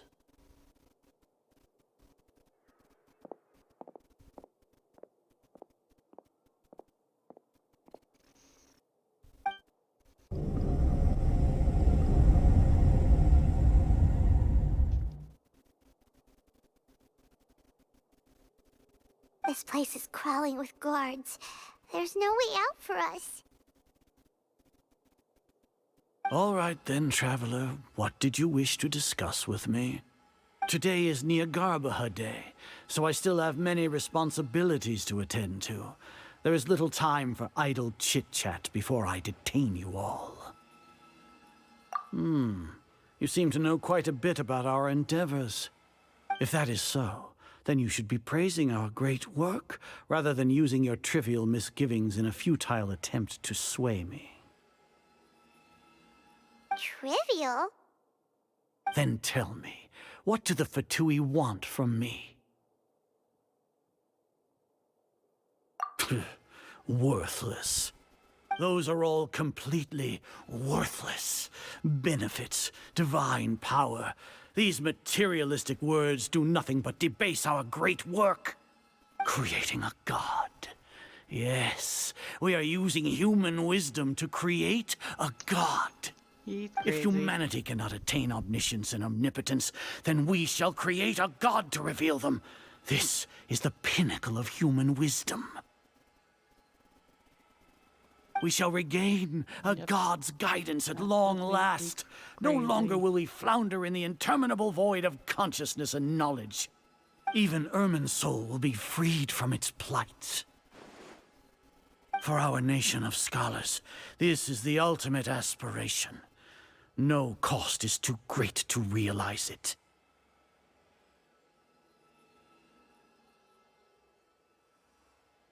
You will never understand the rapture of having a god be born within your very hands. With your degree of knowledge, you cannot even comprehend such an emotion. Gods exist on a plane that far eclipses humanity's. Lesser Lord Kusanali, what can she even do? Care for the people? Fend off sandstorms? Fabricate silly fairy tales? These are but child's play for the Academia. Does that make us equal to the gods? We are a people favored by Greater Lord Rukkhadevata. Though I may have personally not seen it, our forefathers bore witness to true wisdom. The ascension of the Lesser Lord has brought nothing but bewilderment to the scholars. They all ask, is that truly what true wisdom is supposed to look like? With that in mind, it is better to keep her isolated in the sanctuary of Suristhana. so our academy will not become embroiled in turmoil. What a pathetic justification! Do you really think that only the super smart or powerful should be able to call themselves gods?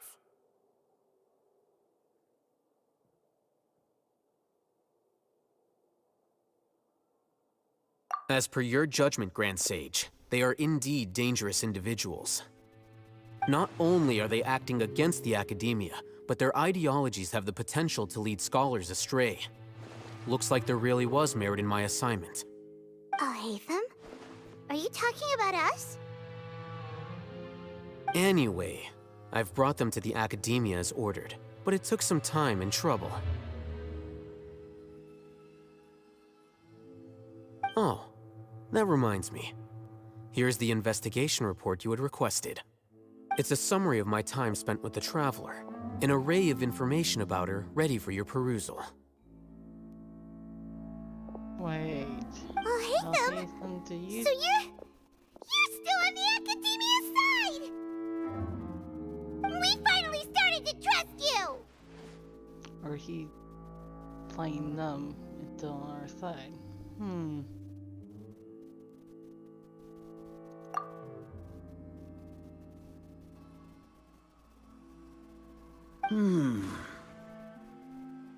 Excellent. Detailed contents with no errors. I would expect nothing less than an immaculate report from the scribe. As it is Niagarbaha Day, I'll enter the information on you into the Akasha. Surely you know what that means. We'll be monitored, just like Sino. With the Akasha's calculation prowess, all of your actions will be predicted with an accuracy of at least 98%. Furthermore, your data will be updated in real time whenever new information presents itself. To put it into words you can understand, wherever you go, you will be walking under an invisible leash. This is Sumeru's greatest penalty for dishonest persons. Are you not familiar with the concept that great responsibility begets an equally great suspicion? In any case, you are Sumeru's most concerning external variable.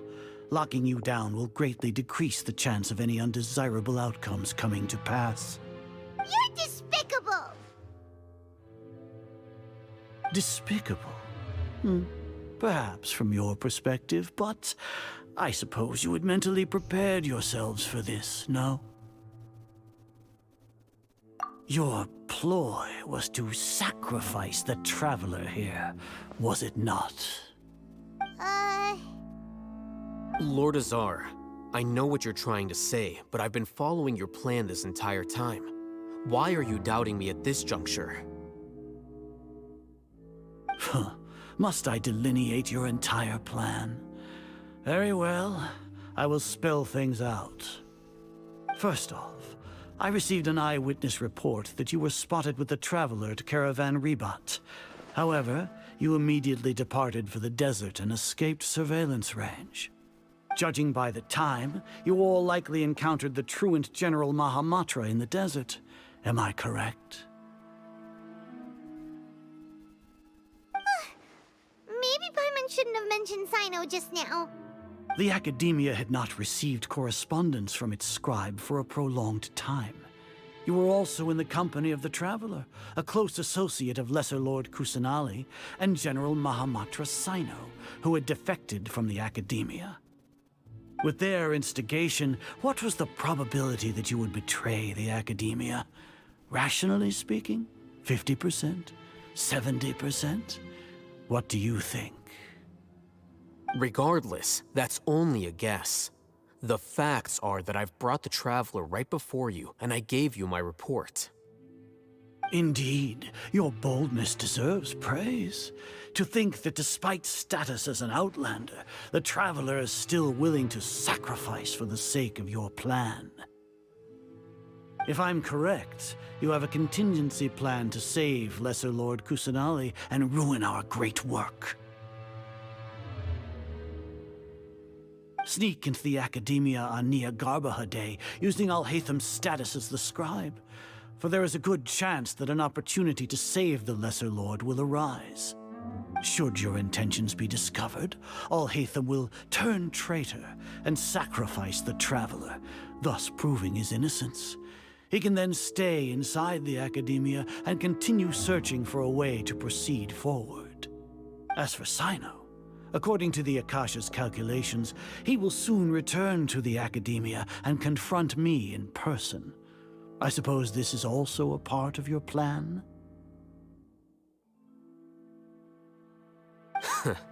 You'll see me as a traitor regardless of what I say, no? Even if you impugn me, it would have little effect on you all. You misunderstand.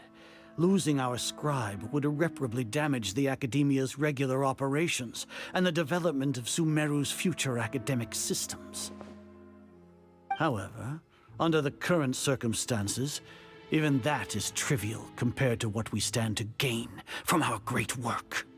You said that I betrayed the Academia, but you, Azar, you've betrayed all of Sumeru, betrayed its Archon. So flight is turned to fight at long last. Guards! Uh-oh.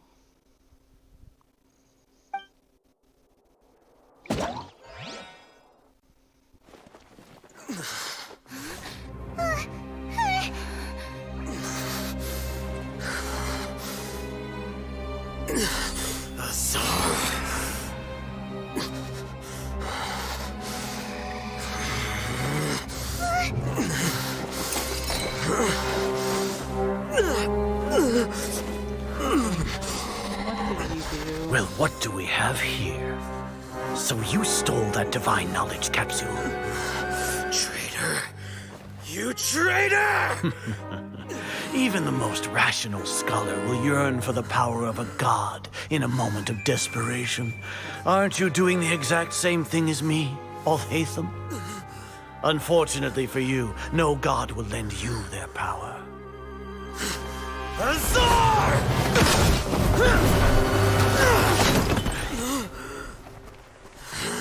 That was reckless.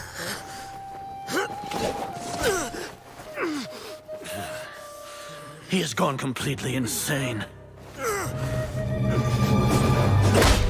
Ow.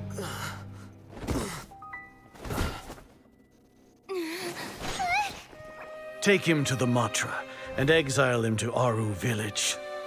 Then find someone to take these two to the confinement room. I'll deal with them later. Grand Sage, we've finished all required preparations for Nyargarbaha Day. We may begin to enter the capsules now. Excellent.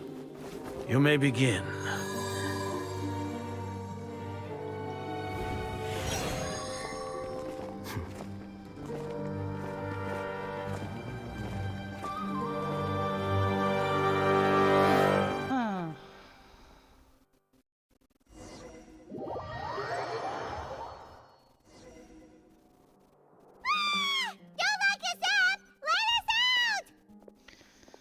Paimon.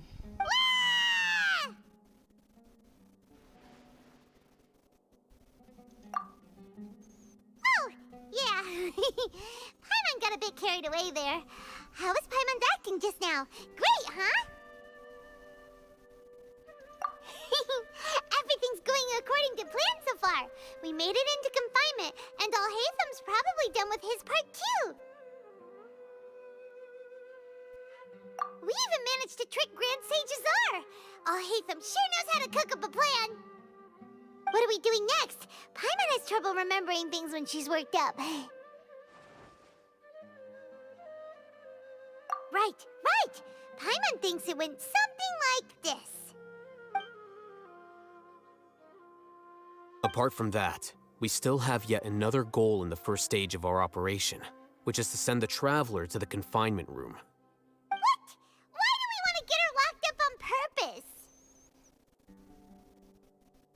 She's always been the person the sages are most afraid of, as well as the greatest obstacle to the successful implementation of their plan. They are very aware of the risk she poses to them. Once the Traveler is imprisoned, the sages will likely think that everything is under control. And with their guard down, the next phase of our plan will have a much higher chance of success. I can already see the pompous looks on their faces. Oh, that's a super tricky plan. But Paimon still thinks it's not really worth it. That isn't the only reason, of course. She has a more important task once she's in confinement. According to the Academia scholars in Ramon's custody, Lesser Lord Kusanali has sealed off her consciousness in the Akasha ever since she was captured by the Doctor. That way, they can't pry any more information from her. Even if we break into the sanctuary of Surasthana, it will take time to awaken Lesser Lord Kusanali's consciousness. We need to do that in advance. So our job is to wake up Nahida! Okay, totally worth getting thrown in jail for. The confinement room is inside the Academia, close to the sanctuary of Surasthana. It's a completely enclosed space, and you won't be receiving any visitors. I'll work with Ramon's scholars to make some modifications to your Akasha terminal. Once you're in, get as close as you can to Lesser Lord Kusanali and try to connect to her consciousness. However, as for whether she'll actually wake up, that will depend on our luck.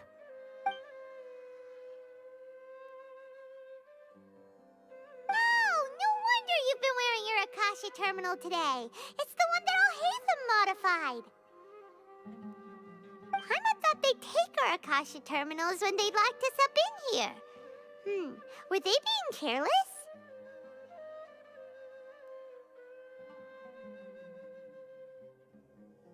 Alright, so what now?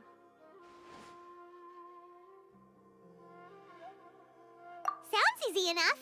We can finally talk with Nahida after all this time. Let's do it.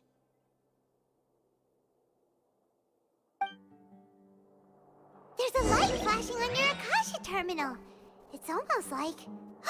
the faster it blinks, the better the signal!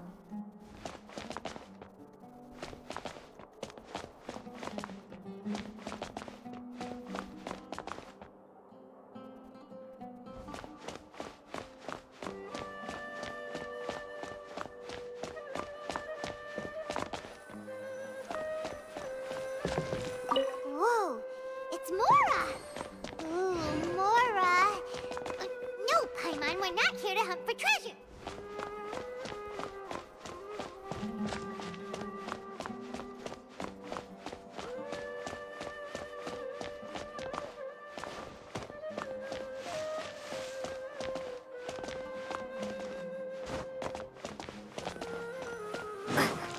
Here? No signal again. Is it getting jammed?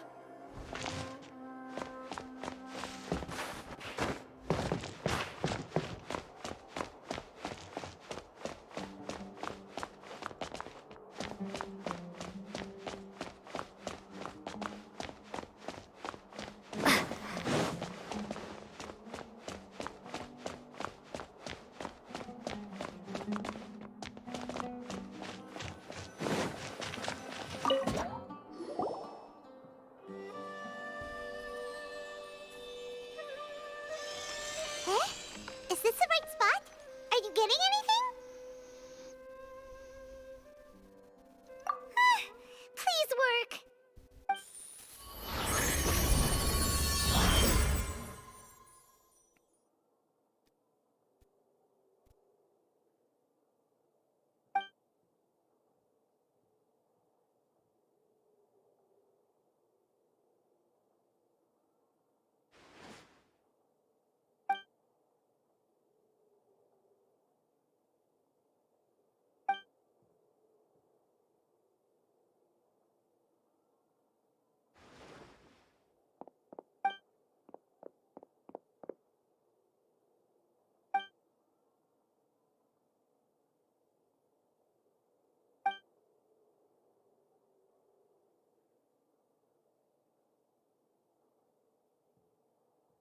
Nahida!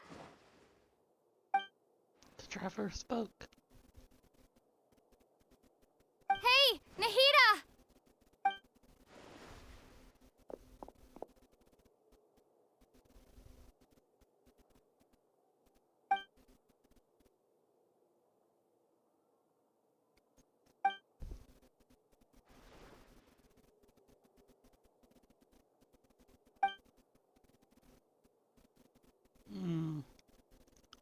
When did it first start? Oh, right. It started from the moment I was born.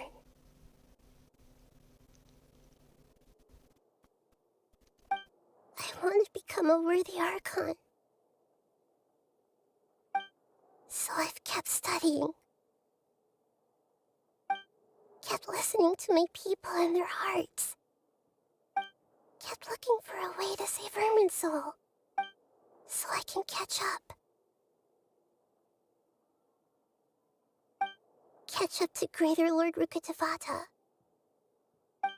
But I'm stuck in the sanctuary of Surasthana. The sages are creating a god to replace me. And I'm forced to lock my consciousness in this boundless darkness. Nahida!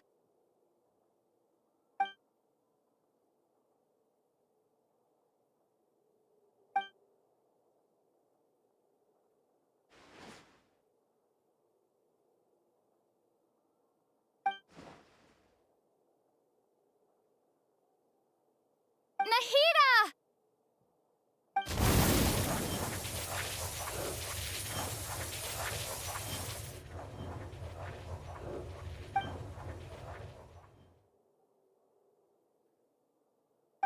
It's so quiet here.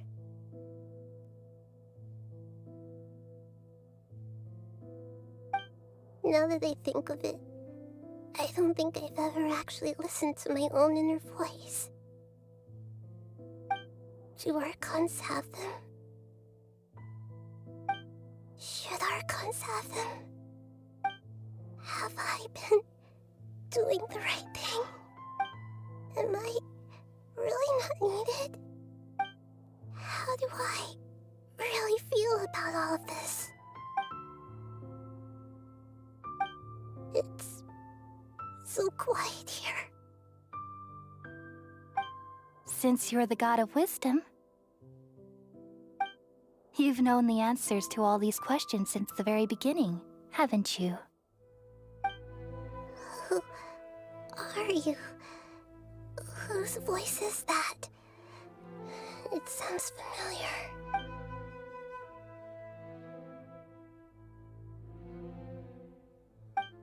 You're right, though.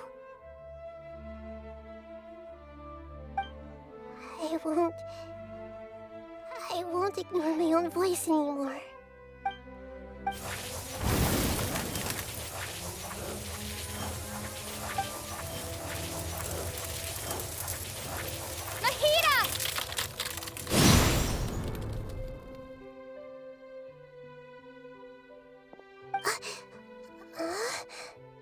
Nahida? Did you wake me up? Thank you. Why are you here? We're here to rescue you. Are you alright? I'm fine. It's just... when I think of everything that's happened to me, I feel really angry now.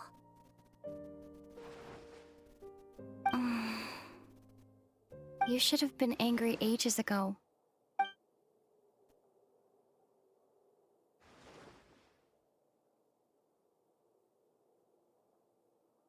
Huh? Oh, you're back! How's everything? That's wonderful news! Great! We weren't locked up for nothing! When you went to wake up Nahida, Paimon was listening for any sounds outside. You were out for a long time. There are fewer and fewer scholars going about now. You think everyone's done with their Nyargarba day stuff? Yep, so that means our next act is Nilu's performance!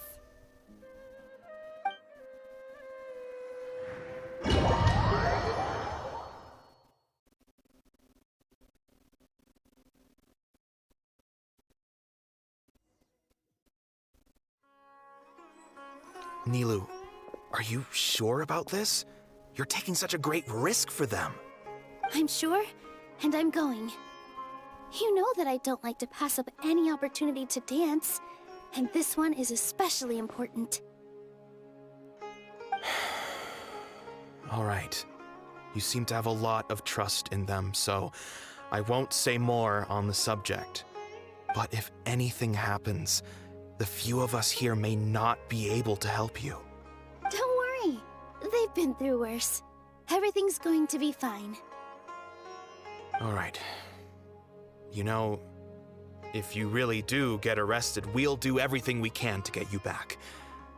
Be careful, even if it's only for our sakes. Thanks, Mr. Zubair. You're so very kind.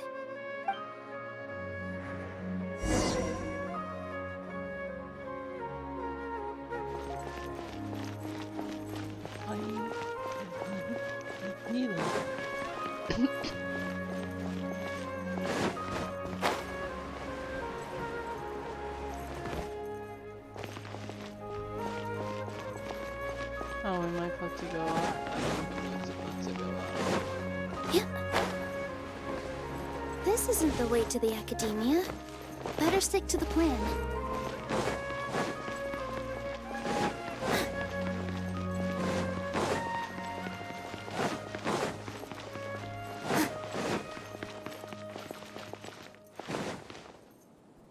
Nilou, how's it going?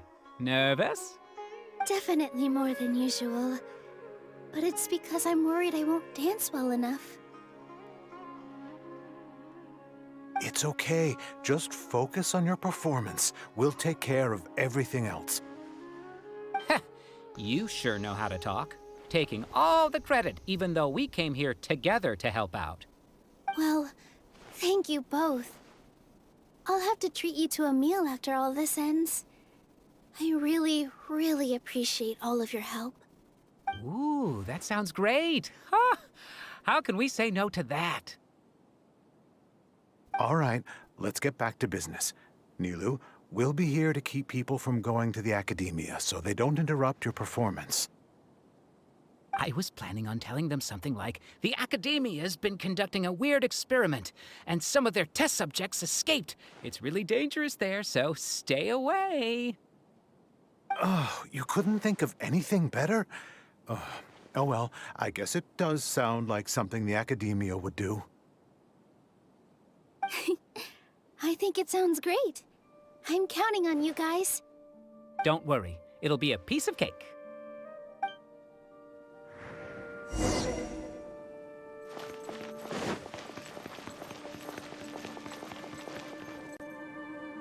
Hey, Nilou!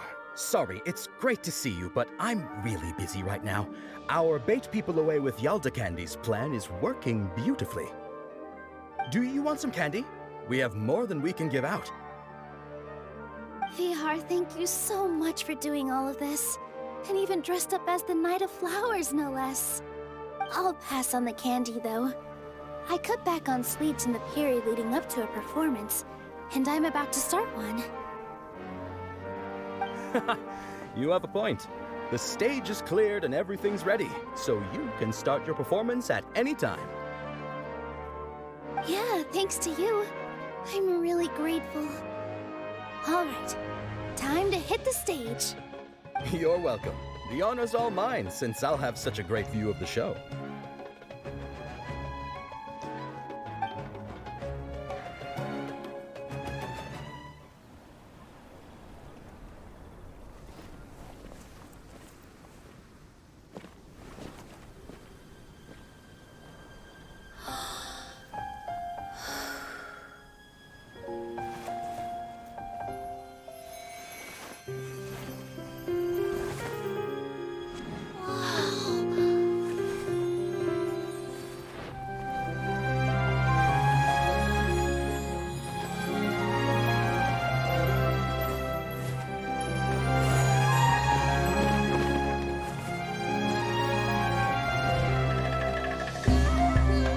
I've never seen a performance like this. This is incredible. Yeah, but I heard that public performances like these have been banned. I can't believe she's doing this here.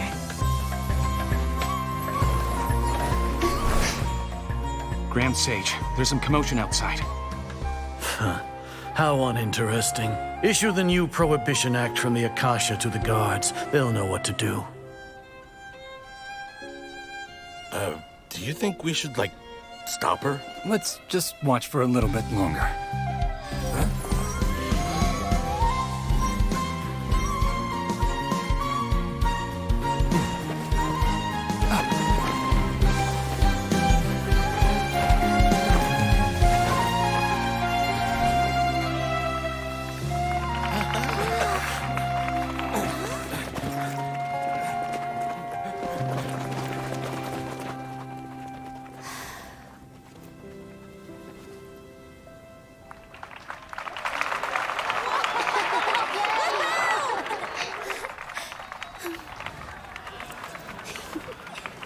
What? I'm so confused.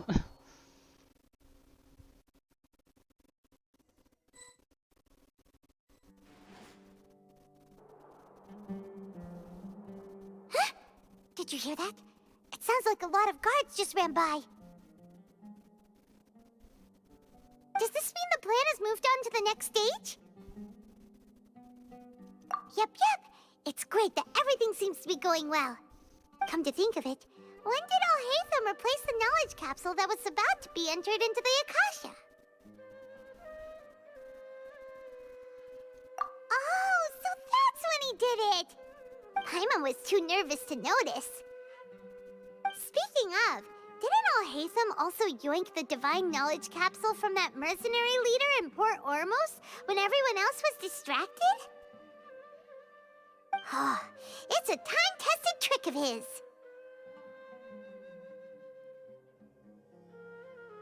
Why are we complimenting him?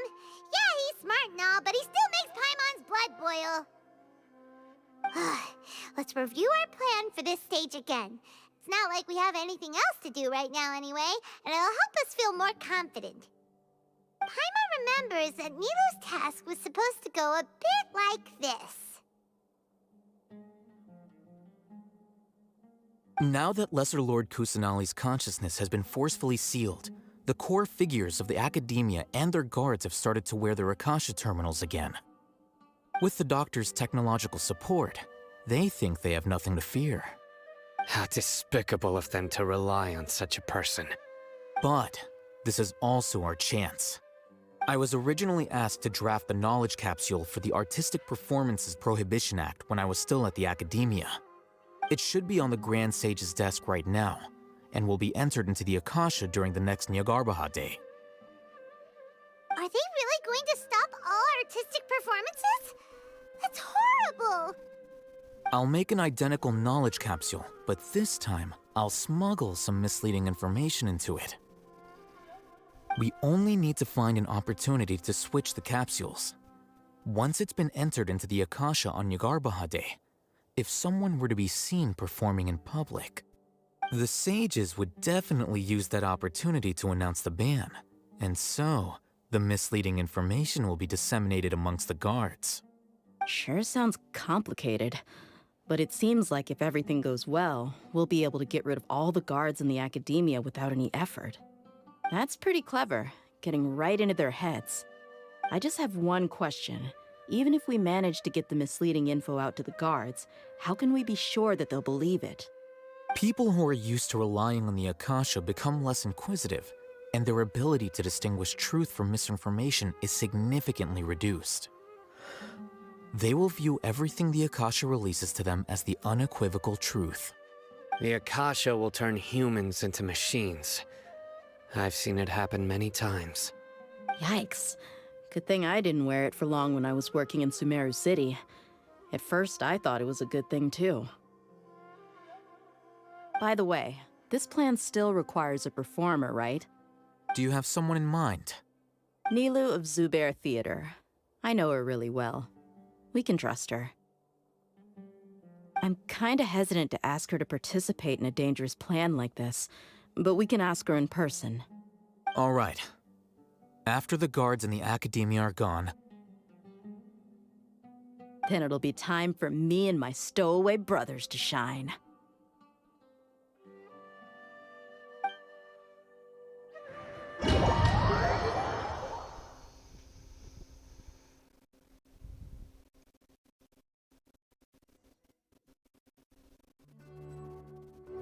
Here they come. Did you see that, Raman? They came out from the Academia in droves.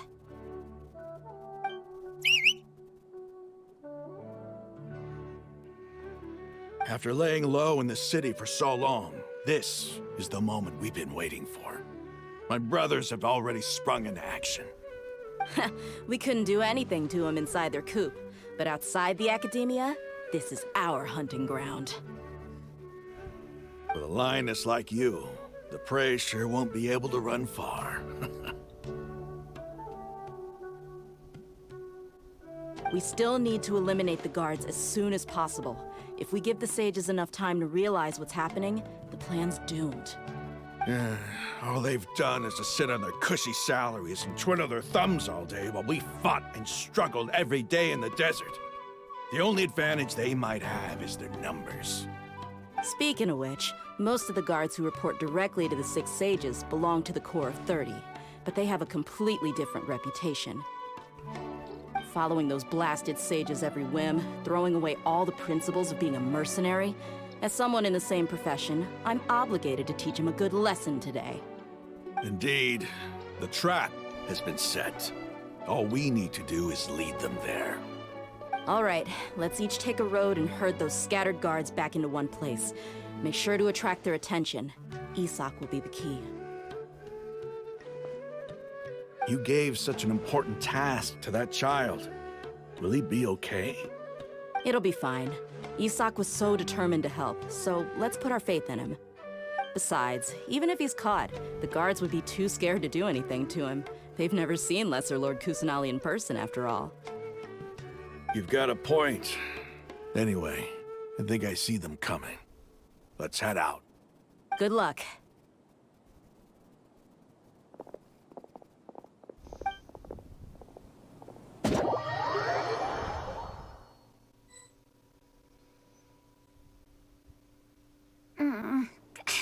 This outfit. Oh no.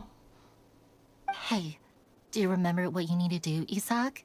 When the guards get here, you'll pretend to be Lesser Lord Kusanali and run away from them. Oh, yeah, I remember. Of course I do. I'm is- just a little nervous. Relax. Don't think about getting caught. Even if that happens, Well then. we won't leave you behind. You only need to think about getting the guards' attention and leading them to the Grand Bazaar. Leave the rest to us. Okay, got it. I'm here to pay back Lesser Lord Kusanali for helping Grandpa. I won't get cold feet. Hey, they're here. I can see the Academia guards.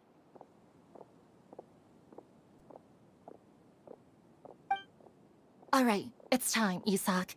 Take a deep breath and go. You can do this.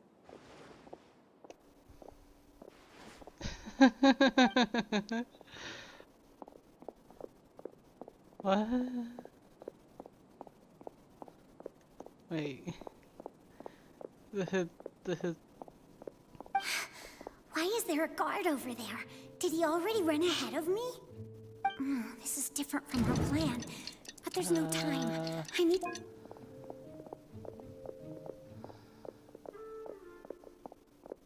Well, this is some interesting gameplay.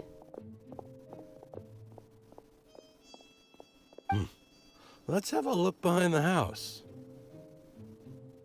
Uh-oh. What should I do next? Huh. Looks like nothing's here. A wasted time. Luckily, he didn't check behind the tree. The guard looks alert. What? Hey, stop! I saw you. Don't try to run. Oh no. The guard looks... Doesn't seem like anything unusual's around here. Looks like the guard finally left. I need to go.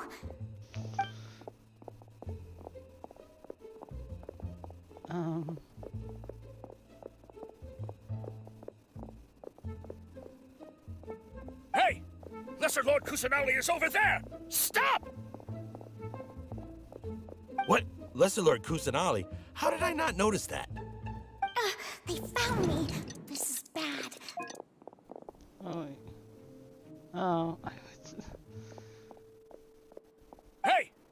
Lesser Lord Kusanali is over there! Stop! What? Lesser Lord Kusanali? How did I not notice that? They found me.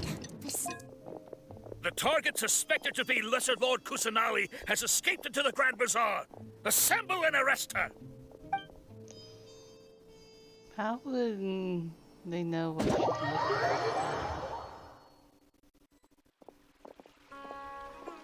Where did she go?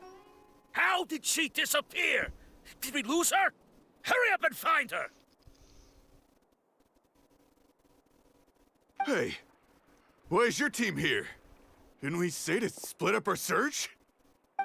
Hurry! Hurry! This place is... Why are you all here? Yeah, isn't it one heck of a coincidence? Everybody's here. What on earth is going on? I suppose that's all of you? Who are you? Did you set us up? What are you planning? Phew, that was rough. I almost got caught. Little brat! So you're not actually Lesser Lord Kusanali. Who exactly are you all? Eremites from the desert? Just some colleagues. Think of this as a business competition, or a personal grudge. After stepping into our traps, stop thinking of yourselves as hunters. Behave like the prey you are.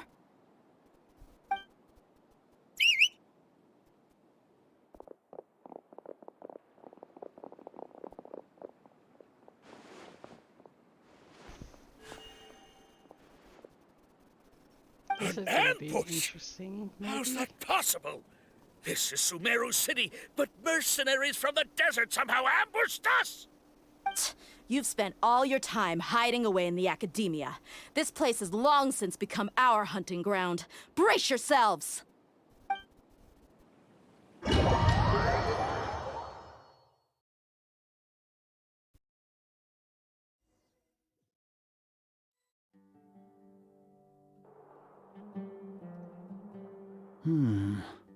This is odd.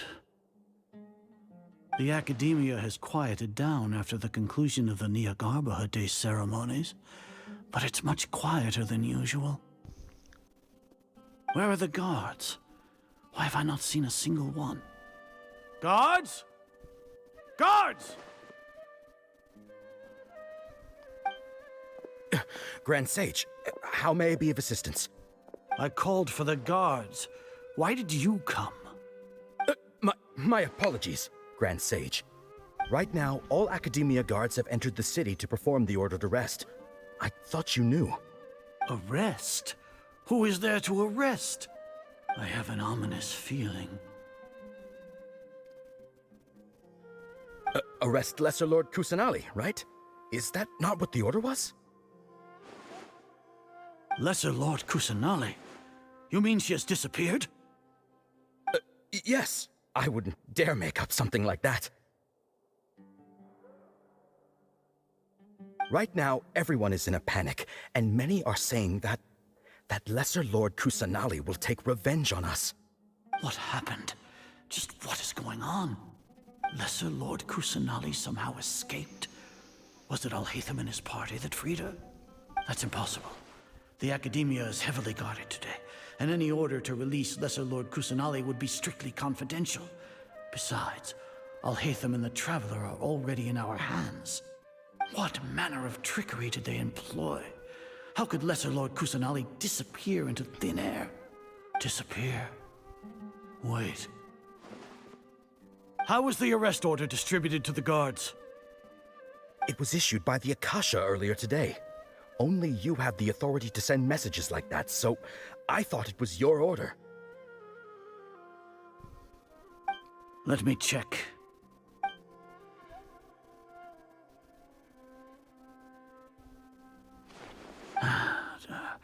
Here. Lesser Lord Kusanali has escaped from the sanctuary of Surasthana. Go to the city and arrest the escapee immediately. The Akasha indeed contains this information, and it clearly appeared in my mind. How did they bypass my permissions to issue this kind of message? Was it the report about the Traveler that Alhaitham submitted? No. I specifically checked that knowledge capsule before entering it into the Akasha. Could that have been a red herring? Well, even if I figure it out now, it won't make any difference. The important thing now is to confirm Lesser Lord Kusanali's status. Have you been to the Sanctuary of Surasthana to confirm that Lesser Lord Kusanali has indeed escaped? Confirm? No, I haven't. It may be a bit offensive to say this, but Grand Sage, what you're saying doesn't make any sense. How can the information in the Akasha be inaccurate? What the Akasha decrees is fact. That is common knowledge to all of us. If we have to confirm the information and knowledge from the Akasha ourselves, then how is that any different from us learning that information ourselves? Wouldn't Greater Lord Rukkhadevata's legacy lose its meaning that way? In the beginning, it was I who asked you to believe in the Akasha, to believe in the legacy left by Greater Lord Rukkhadevata. Are you trying to use my words against me? No, Grand Sage. I'm merely confused because I believe in you. I never meant to refute you. Stay here and see if there are any suspicious people around. I'll go to the Sanctuary of Surasthana on my own. It is so long. Yes, Grand Sage.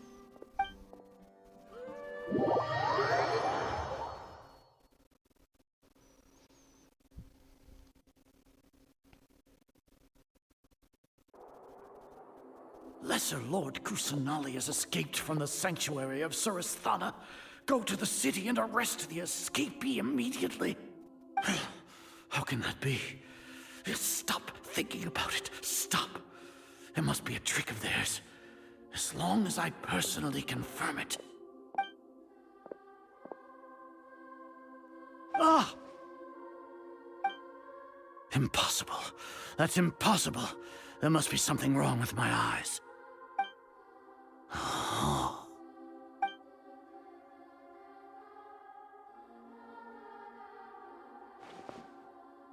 What a comical sight, Azar. Once the Akasha has put certain thoughts into your head, even the Grand Sage can no longer see what's right in front of him. You all can only see the world in your mind, the one you think you know. And precisely because of this, you disregarded Lesser Lord Kusanali's existence. She has been a wise and worthy Archon. Cyno, have you been waiting for a chance like this?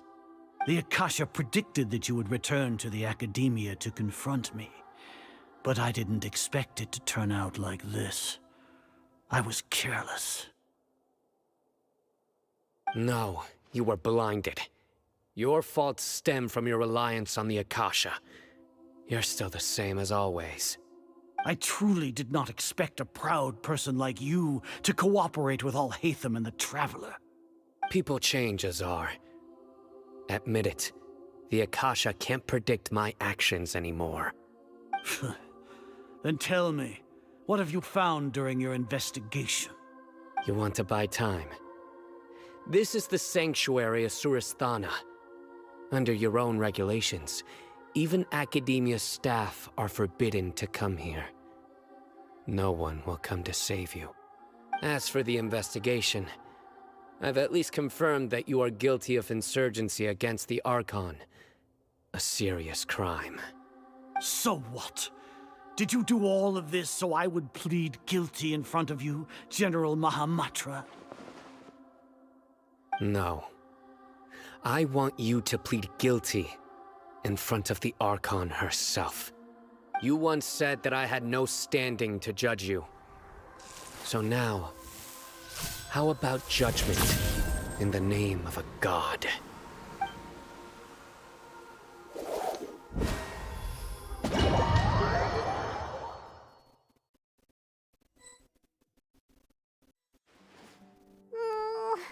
How long do we have to wait? Paimon wants to know how things are going out there.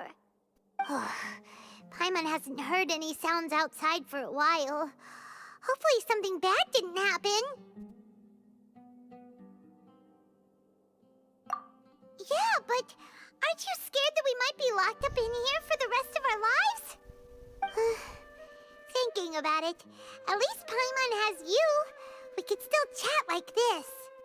When Paimon thinks of Nahida being imprisoned alone in the sanctuary of Surasthana, Paimon can't help but feel sorry for her.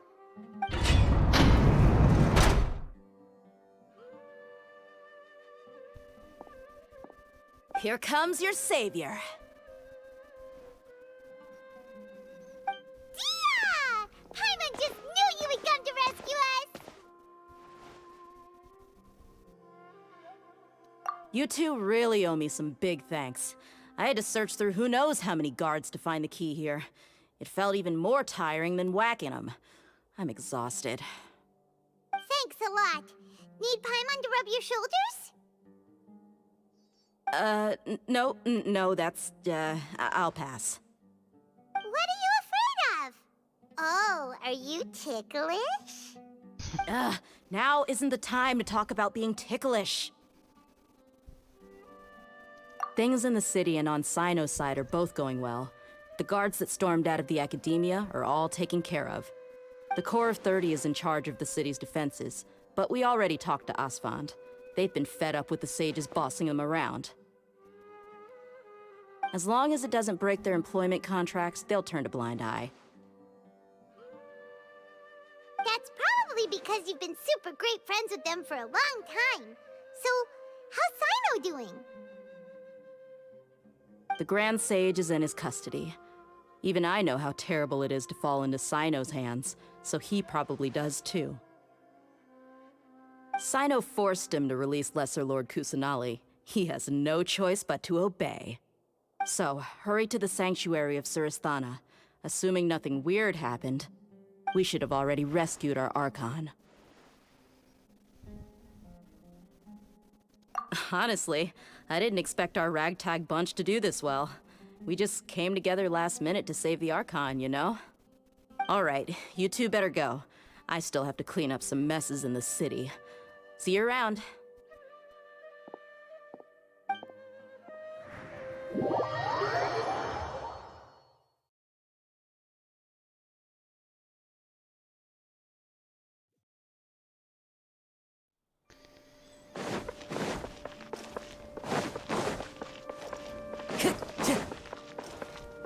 Time to go.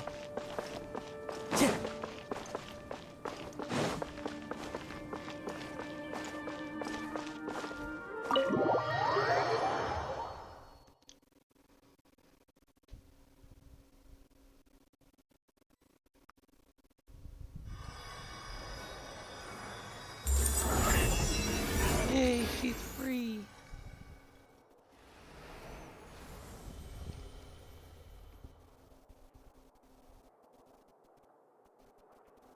Nahida!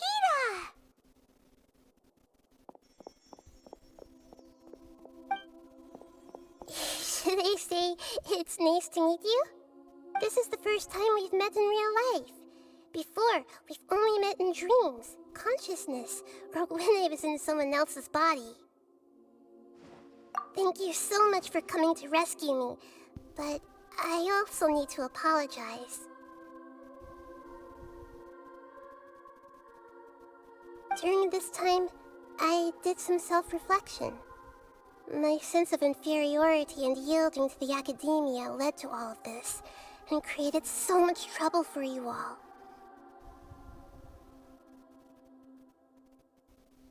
Exactly! We're here because you're a good Archon and one of our friends!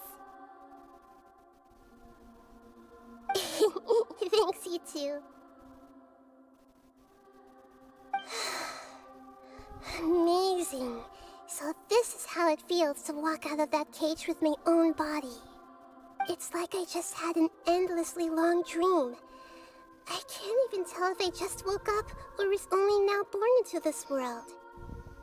My concept of self has become so clear. But now doesn't seem to be the time to indulge in this feeling.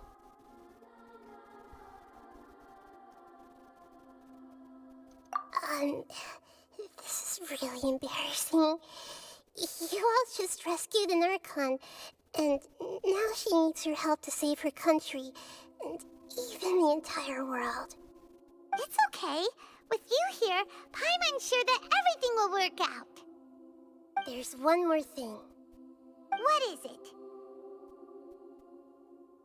For all the things the Academia did to me, and for all the folly it committed in the name of wisdom, as their Archon, I will make them pay. Ah! Wow! That's the spirit! You're finally standing up for yourself and not letting people walk all over you! I understand now.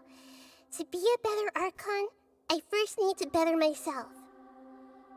If you haven't even figured out how to be a caterpillar, how can you be a butterfly? Yes, true. That reminds me. I wonder how far along the Academia is with their god creation plan. We need to hurry and prevent the birth of that false god. I need to make some preparations. Since I'm now free, I can establish a direct link to the Akasha and control it. First things first, I need to remove the restrictions that the doctor put on me in the Akasha. After that, I'll make some adjustments and revoke the sage's permissions. The Akasha will then be like how it originally was, only operable by the Archon. After all, the Academia betrayed Greater Lord Rukkhadevata's trust. This might take some time. In the meantime, you should also work on your own preparations. If we don't stop the god creation plan in time, we'll be in for a tough fight.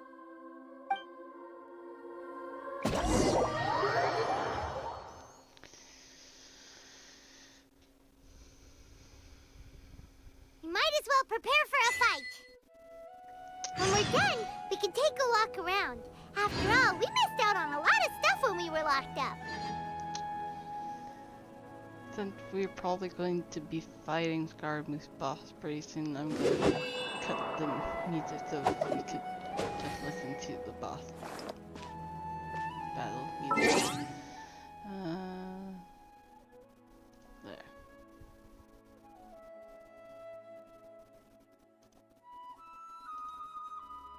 Okay.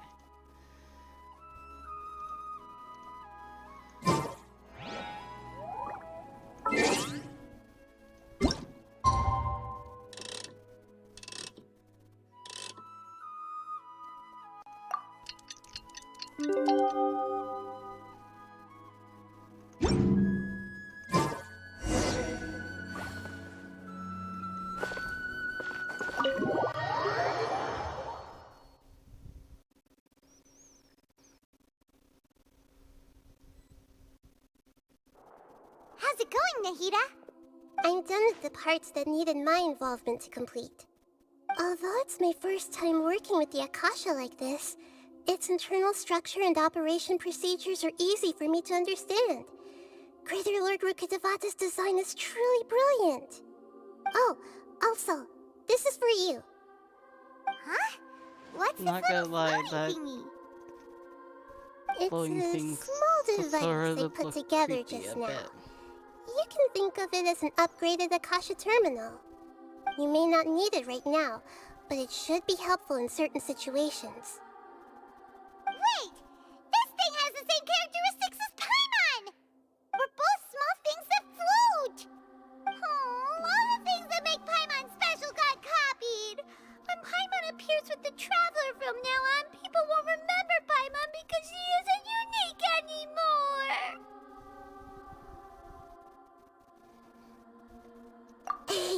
It's alright, Paimon. It can't replace you.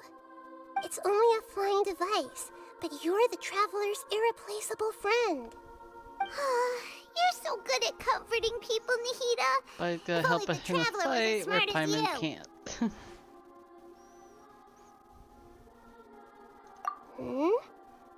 I was simply telling you what I feel to be the truth. I wasn't trying to comfort you. Nahida, you're a natural at this. What you just said made Paimon even happier. By the way, there's something I need to confess. Even though I'm the Archon and in control of myself again, I'm not very good at fighting. You may have heard that an Archon's power is derived from their people's faith. However, I'm not as well loved as Greater Lord Rukkhadevata. If we get into a situation where combat is our only option, I'll have to count on you, and I'll do my best to provide support. I'm glad I can rely on you. So the God of Wisdom isn't good at fighting? That actually sounds about right. I've located where the false god is. Time is of the essence, so let's get to it. The time has come.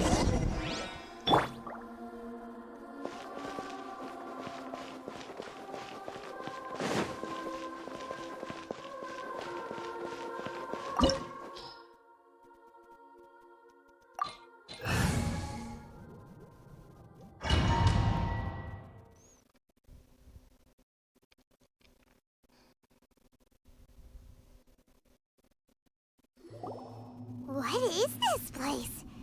Is this really the way we need to go? Wow. Who would have thought there'd be a place like this hidden right slap bang in the middle of the city? The sages wanted to realize their god creation plan without being discovered. The safest and most convenient way would be to build within the academia itself. That's true. They were already hiding one god, so why not two? Judging from the structure here, the project is a huge undertaking. The sages really saw the god creation plan as their ultimate goal. But this place doesn't look like it could have been constructed by the academia alone.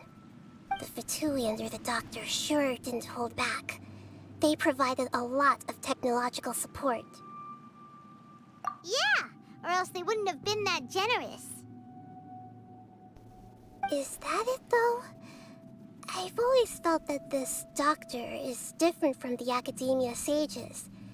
He doesn't seem to share their sense of urgency. Instead of being interested in the end product, it's like he's enjoying the experimental process.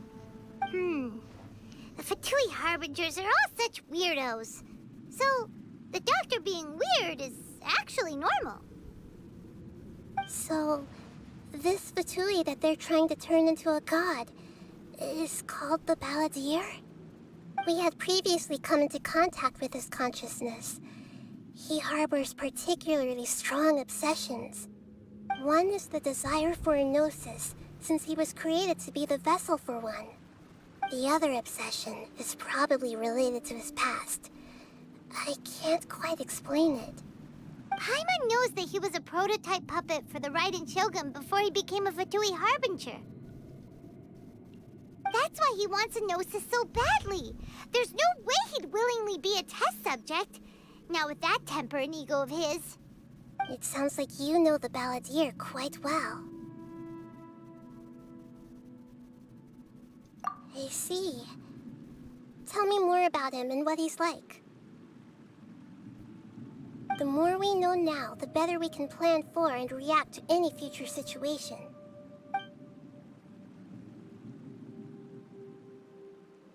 I see. How fascinating. Alright, time to go. Let's get through here and meet him in person.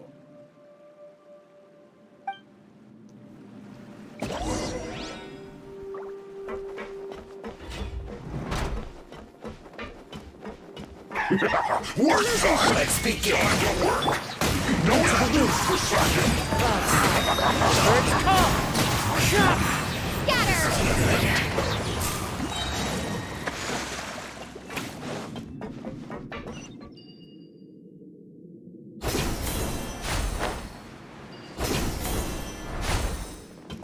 It looks like we can climb up these pipes.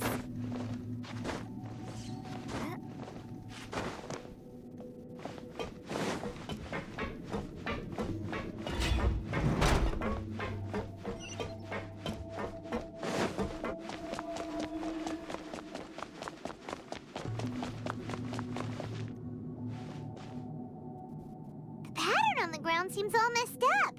Let's go around and see if there's a way to fix it.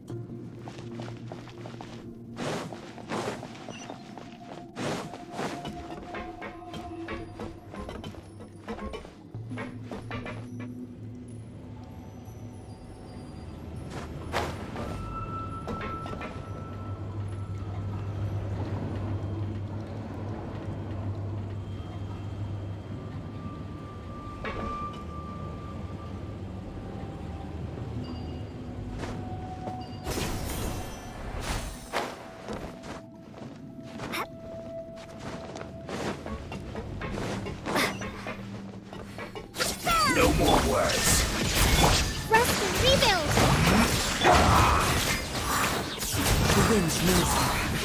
I guess this is it.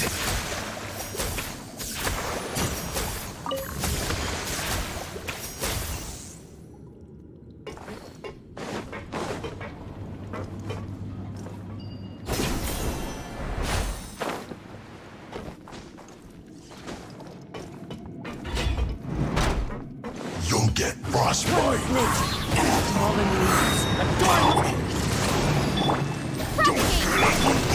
Shine down! Torn to oblivion! Can't run from death.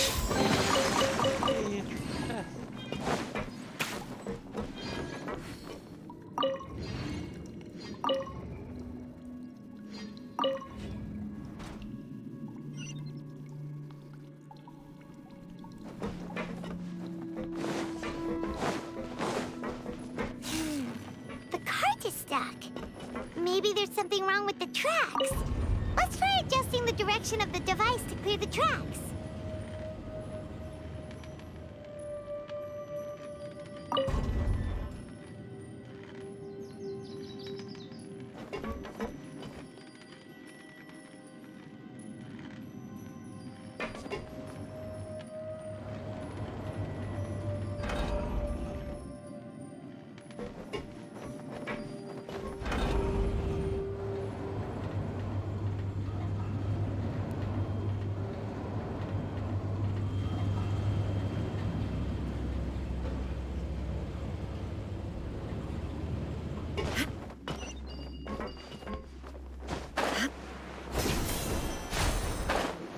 I'll put you on high heat. Hold the line!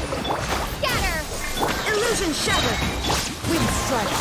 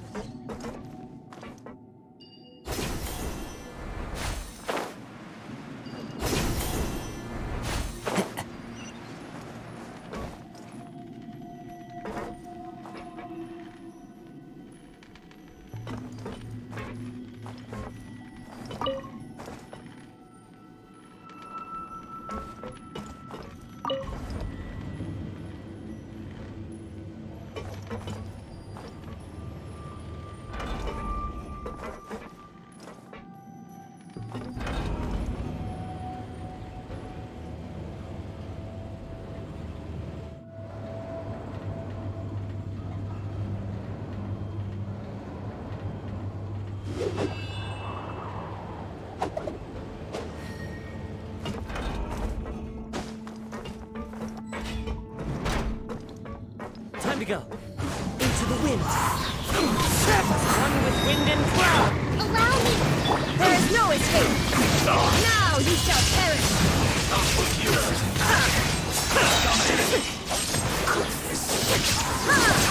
Killjoy! Miscalculated. Terminate!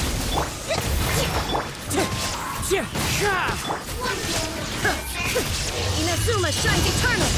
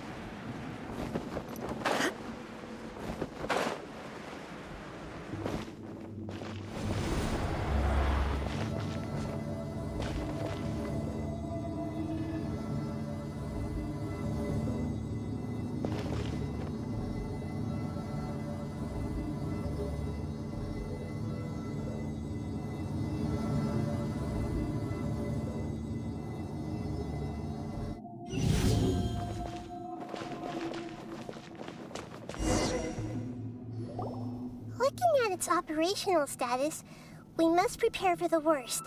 The god they wanted to create is likely close to completion or already completed. Oh no! What should we do?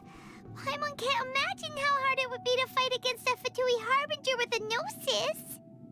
Are you nervous, Paimon? If you really want to know, of course Paimon's nervous. Aren't you too, Nahida? Yes, I am. This is probably the first time I faced with a calamity of this degree since my birth. I feel not just nervous, but curious as well. Curious? Curious about what? Curious about our fate. To me, everything we perceive in this world, everything we learn, and everything that happens to us is considered knowledge. And if it's a form of knowledge, then it can be understood. However, only fate is about that which has yet to occur, so it has always drawn my curiosity. So to me, fate is the ultimate knowledge. That's also why I love observing humans and all the things that happen to them. It all brings me great satisfaction. And now, at long last, I'm not just an observer anymore. I will personally experience my own fate with you by my side. Isn't this such a wonderfully exciting thing? Ah, so that's what you mean. Paimon thinks she understands what you're feeling. Agreed. Okay, let's continue on. I can sense his aura from here.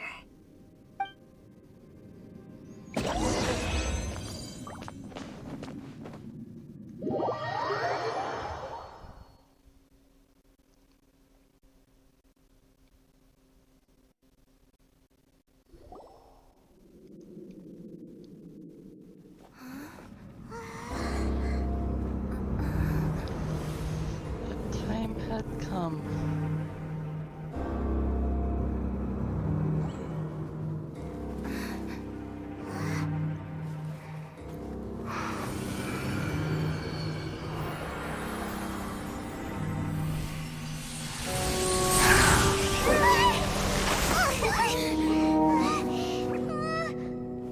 Who would have thought the world would be so eager for my birth? I remember you, Booer, the god of wisdom, and standing beside you, the traveler. Is he all-knowing and powerful now like Greater Lord Rukkhadevata? No, I can't feel the same kind of divinity I felt from the Greater Lord. It seems that the sages didn't get the chance to infuse the divine knowledge capsules into him. But even still, he has undoubtedly become a true god now. So we're too late? The Balladeer has already become a god? The Balladeer. A long bygone title. When my spirit ascended to divinity, I felt as if I had existed for the same number of epochs as heaven and earth. Looking back, the existence of what once called itself Kunikazushi appears infinitely small and ugly.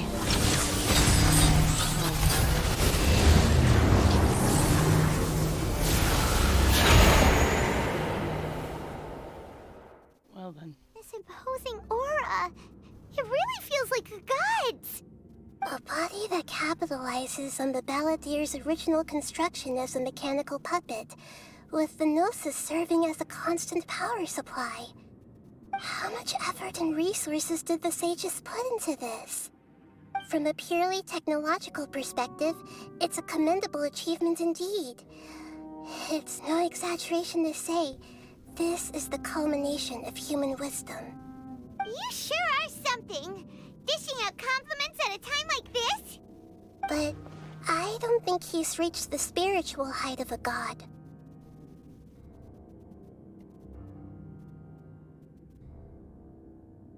Strife is engraved upon every god and every gnosis brought forth into this world. Can you feel it? The exhilaration of such power, and the thrill of anticipation for our contention. Nahida, wouldn't feel the same things as you! Do you not realize that you are interrupting a conversation between gods? Lowly creature, know your place! Wow, he really took it to his head. The strife engraved upon a gnosis. You're talking about the Archon War. Tevat's current peace was not easily won. I didn't personally participate in the Archon War, but the way I see it, all those losses were meaningless, driven by the demands of the laws. There's no point in bringing it up again. Is that so? Yet I am deeply disappointed that I was never allowed the fortuity to personally participate in the Archon War. This is a first. Encountering a god in this world who does not crave power. No wonder your own people have abandoned you, God of Wisdom.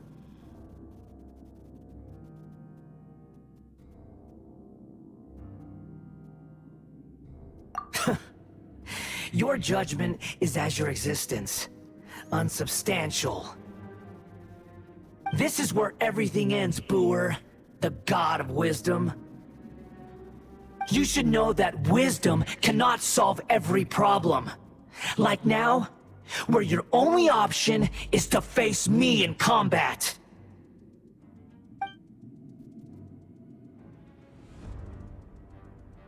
Come! Let us reenact a scene of the Archon War. Come and inaugurate my birth as a god. Hold on. Sure! Illusion shattered!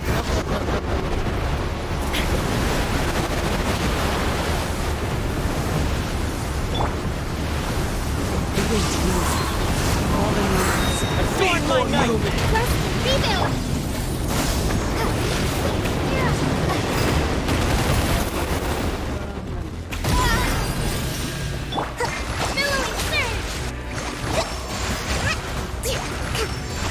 Insignificant pest!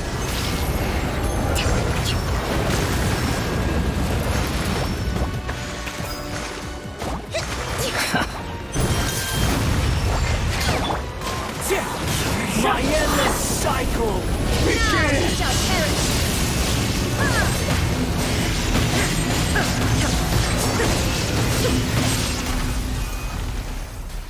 You get touched by your monster.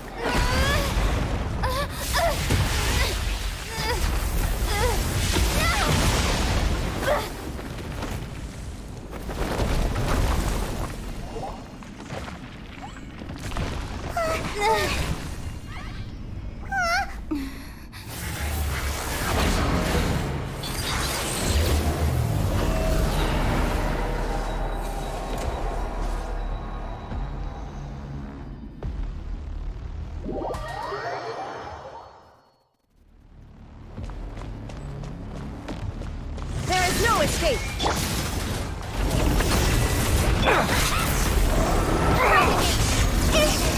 Spring forward! Torrent, bring them here!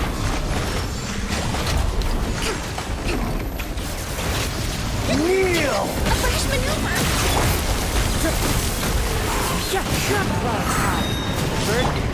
Hold the line! Shine down! Burn to oblivion! Burn to oblivion!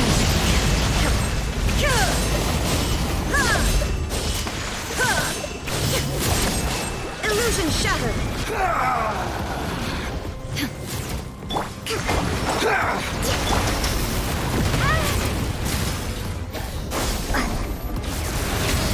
Kneel! Oh no. Billowing surge!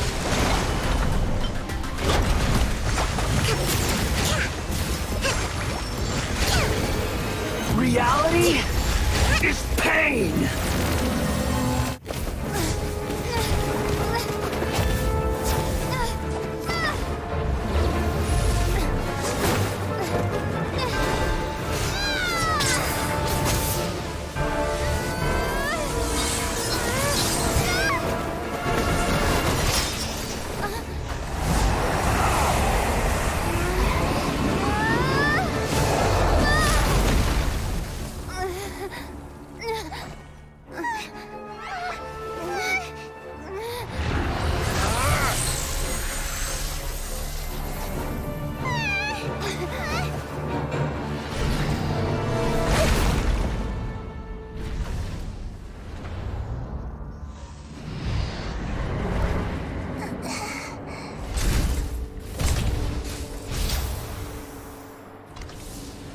This is supposed to be a battle between gods, yet you choose to hide behind a mortal.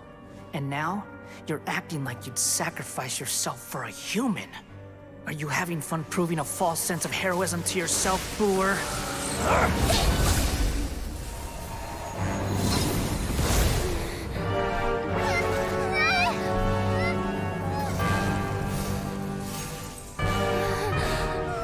The data collection is almost complete. Do you even know how many times you've tried to take my gnosis from me?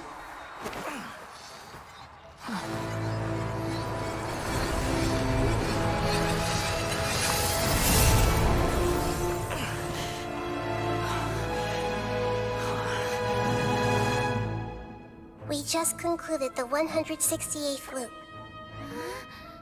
Did you know that in the effort to create you, the people of Sumeru were forced to live through the exact same number of Sabzeruz festivals and Samsara cycles? The power of dreams. When did you use it on me?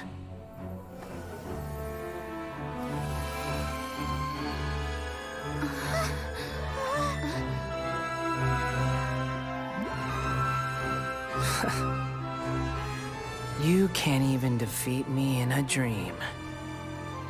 What do you hope to achieve with this little trick? Come, Traveler. Just like before.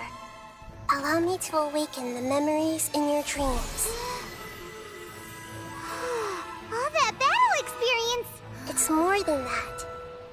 Compile everyone's wisdom in the name of the Archon. That is the original function of the Akasha. I've sent everything that happened just now to the people of Sumeru in the form of knowledge.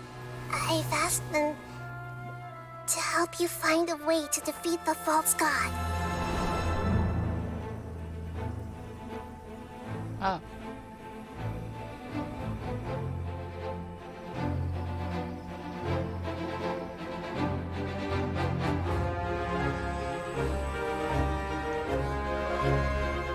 Now, all of Sumeru's wisdom is at your disposal.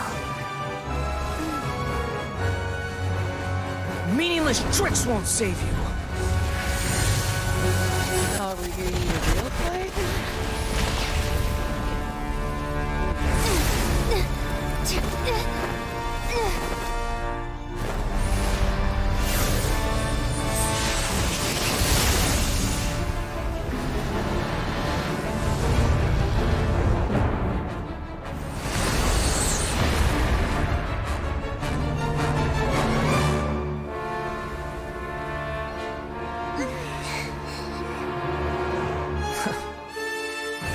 Are you done with your tricks?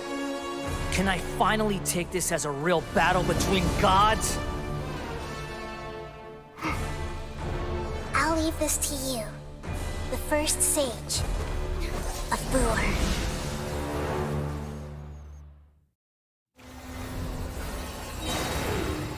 I am the all-knowing God.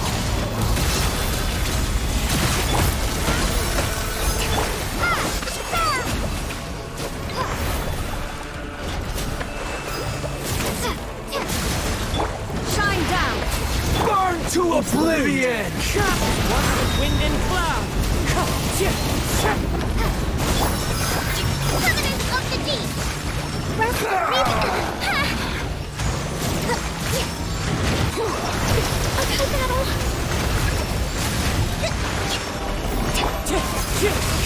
Kneel!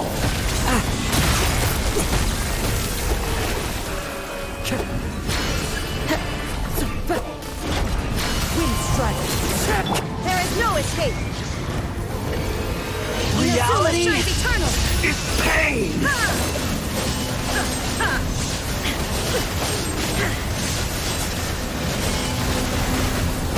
Hold the line! Scatter! Good riddance, cruel world.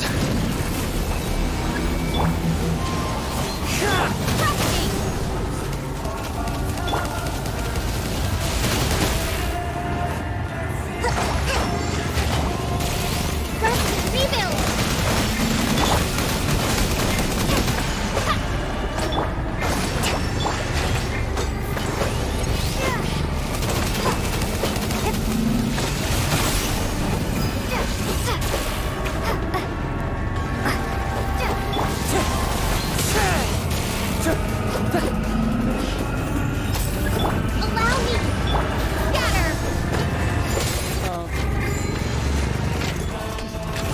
Your new god awakens!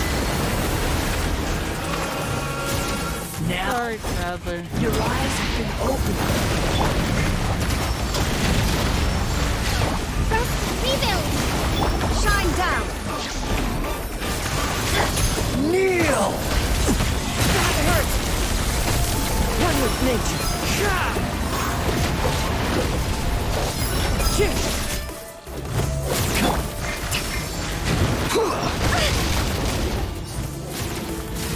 Allow me!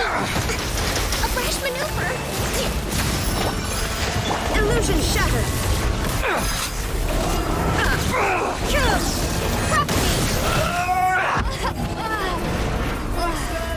Now, your eyes have been opened. Reality is pain!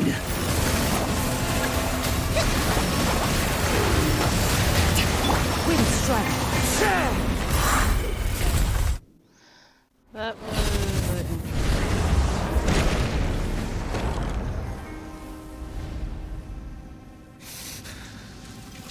Humans. Filthy humans.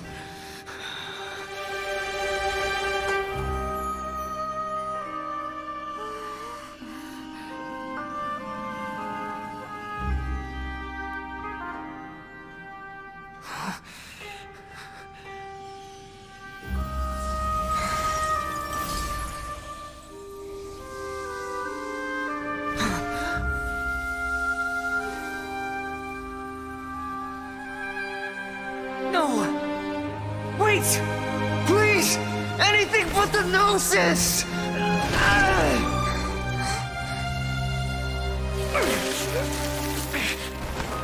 That's mine! Don't even try! I'll never go back!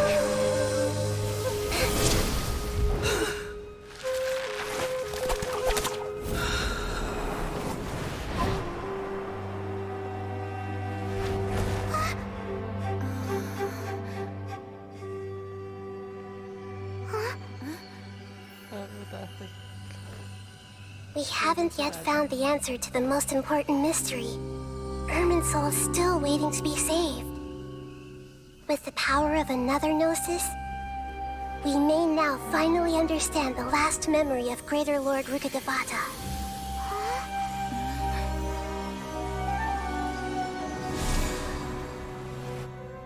This is... That's right. This is the last memory of my predecessor.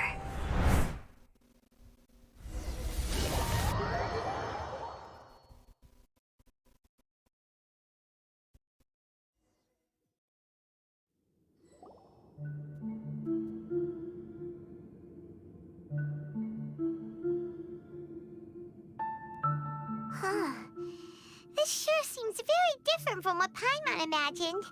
Shouldn't Irminsul be in this realm of consciousness? Yes, that is our destination. But I didn't expect the remaining consciousness of Greater Lord Rukkhadevata to be as polluted as this.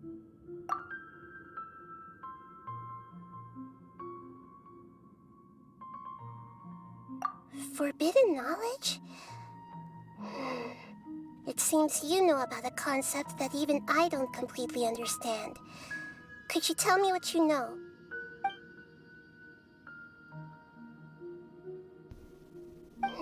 Your inference seems logical enough. Forbidden knowledge once polluted the desert thousands of years ago, but was successfully repelled thanks to King Deshret's self-sacrifice, and Greater Lord Rukkhadevata nearly exhausting her power. Then, a second instance of forbidden knowledge pollution occurred during the Conria Cataclysm 500 years ago. But I'm afraid it is much more serious this time, with Irminsul itself already in danger. So, if we're in the remaining consciousness of Greater Lord Rukkhadevata, and it's also been affected by forbidden knowledge pollution, then does that mean, in order to save us, Greater Lord Rukkhadevata? Yes. It's very possible that she sacrificed her life in the fight against forbidden knowledge. She didn't completely eradicate forbidden knowledge, But if it weren't for her actions, the pollution would have been far more rampant over these past 500 years. The way that everyone, including me, has forgotten everything about forbidden knowledge may very well be due to her restoration of Irminsul. Aww. Do you feel sad, Nahida? I'm just sharing her pain. The pollution of her consciousness here is severe. There is madness, chaos, and pain all around us. Did she fight to resist the forbidden knowledge pollution in such terrible conditions, all the way up to her last breath? She even used her last remnant of lucid consciousness to leave a clue for us to follow. Yes, her words were distorted by forbidden knowledge, so that's all we could hear. But now, we have a chance to find the answer to this mystery. We can cross the polluted consciousness until we found the right path to meet with her lucid consciousness. And then, we'll let Greater Lord Rukkhadevata tell us the truth in person. Each of us need to be mindful of the state of our own consciousness while we are here. Even with the Gnosis's protection, we must always keep a clear mind. Otherwise...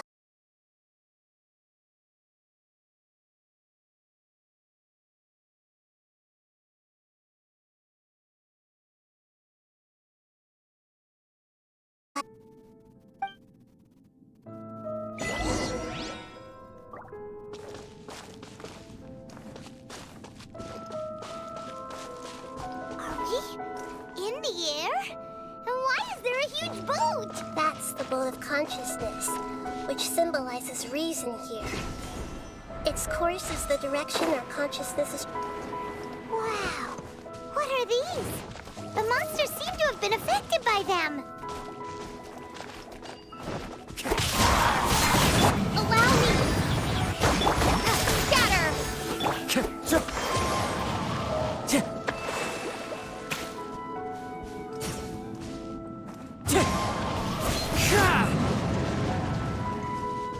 Time to go. Wind strike.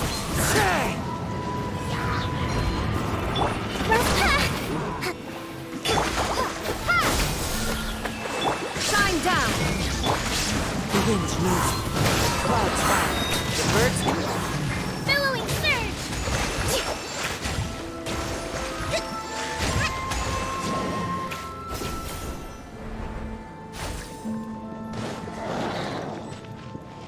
Allow me. Scatter. Terminate. Torn to oblivion.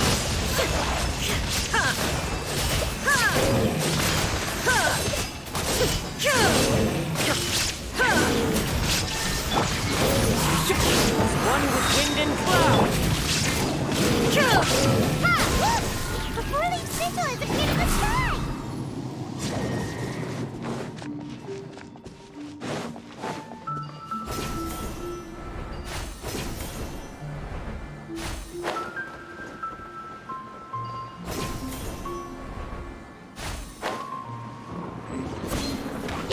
Scatter!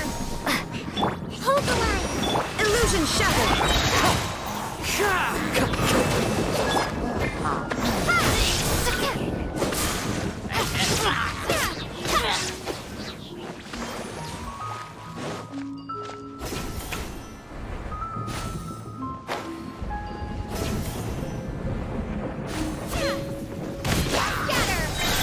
Allow me!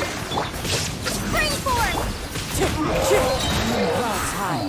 The birds come. Now you shall perish!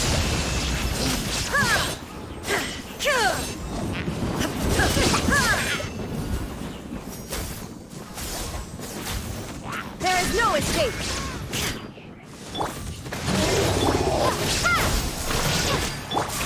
One with nature. Fallen leaves. Adorn them. Covenants of the deep!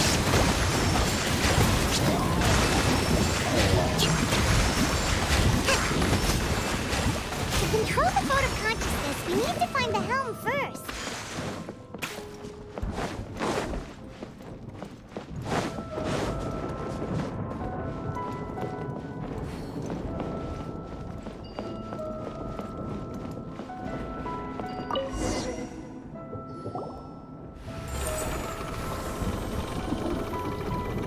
We changed direction.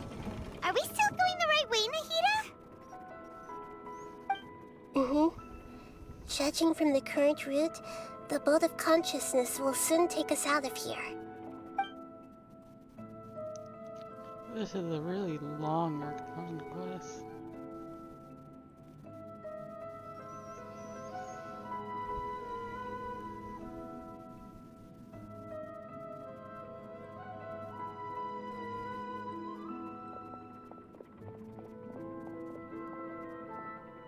We'll be arriving at our destination soon. How are you feeling? Are your minds still intact?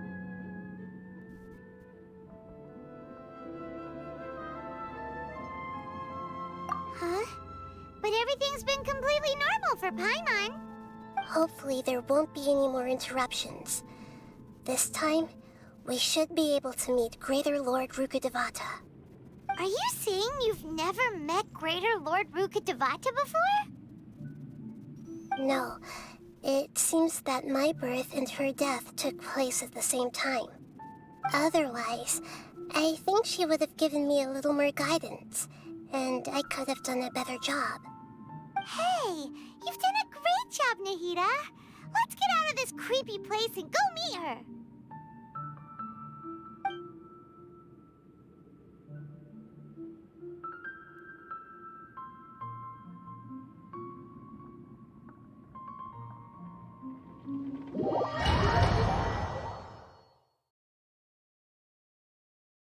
So, is this the place you were talking about? The base of Irminsul?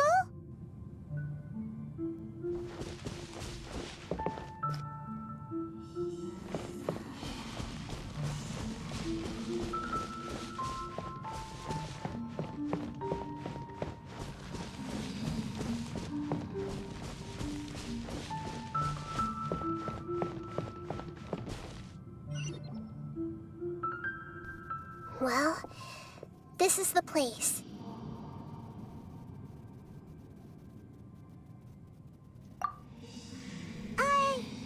We're here to find Greater Lord Rukkhadevata, right?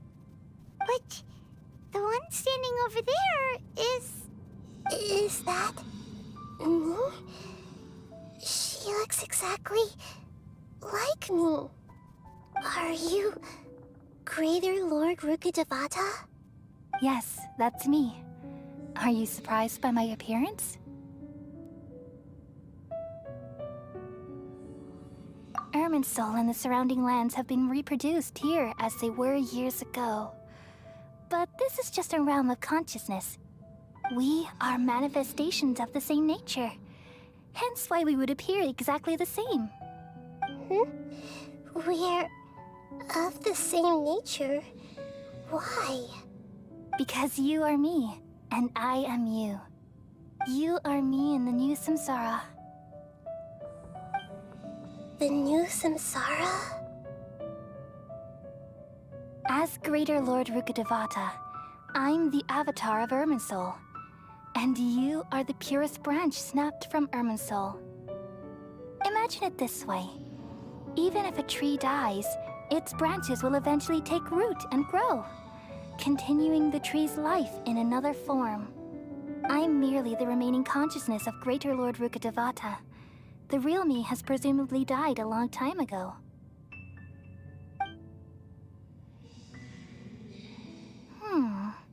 Judging from your appearance, I've probably been dead for 500 years. But you're finally here. My new self in the samsara.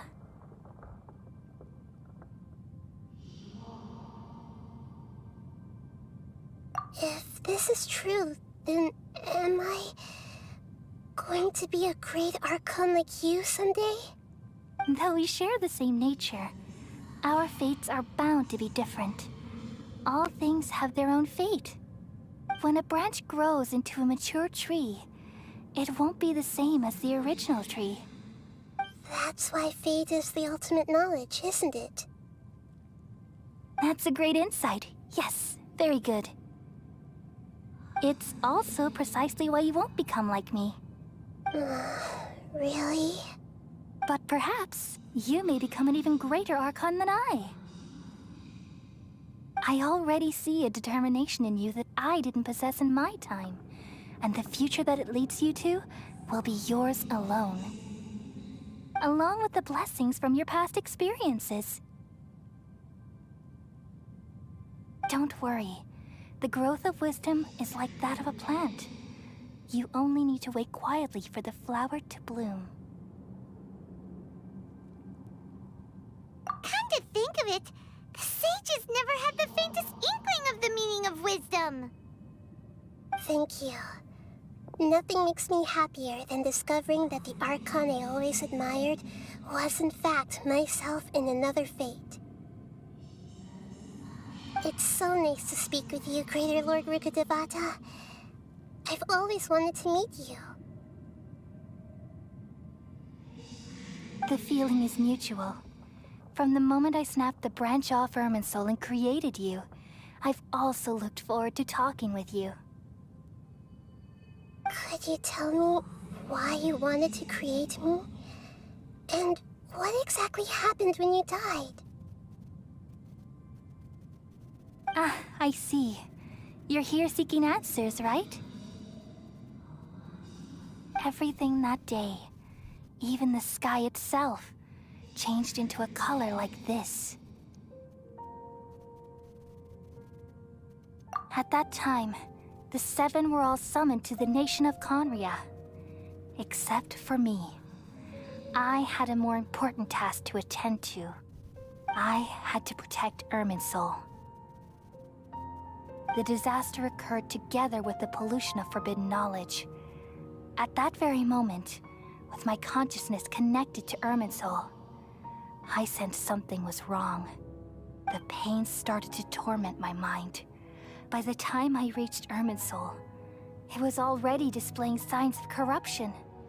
Had I not repelled the pollution of forbidden knowledge with King Deshret thousands of years ago, I might have felt even more hopeless and lost. So what exactly is forbidden knowledge? It's a kind of knowledge that doesn't belong to this world, and a form of truth that can't be understood. It came from the very bottom of the abyss. Even I could never understand it.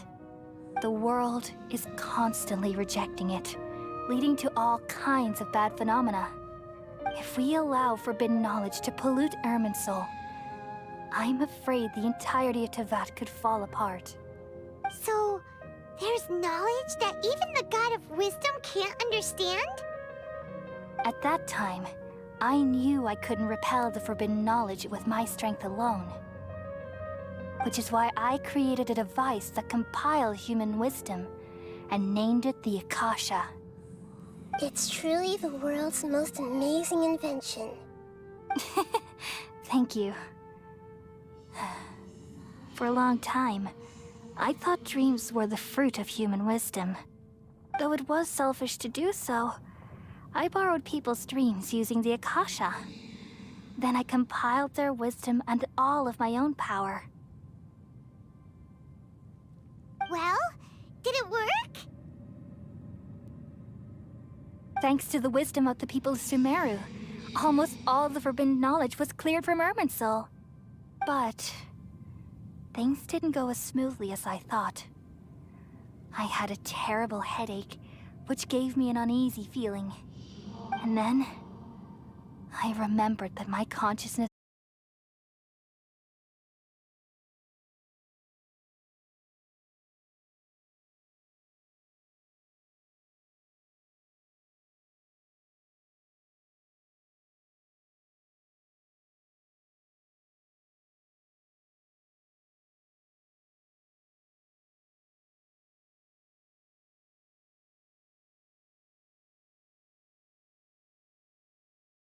isn't.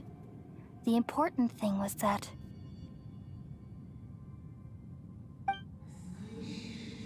Even if I died, my existence and everything related to me would continue to exist in Irminsul as memories and knowledge, meaning that the forbidden knowledge couldn't ever be permanently eradicated. And there's no way for me to eliminate myself. It would be a sort of paradox. So, I took the purest branch of Irminsul as my incarnation in the next samsara, and left a trail of clues, all in hopes that you would come here and remove me and my pollution from Irminsul forever.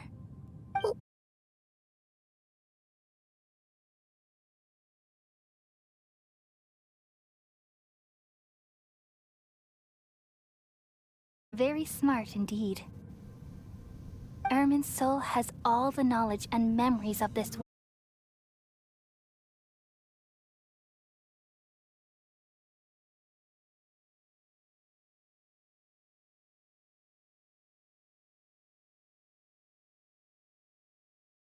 Save Irminsul. People love you so much, and they've missed you so much over the past.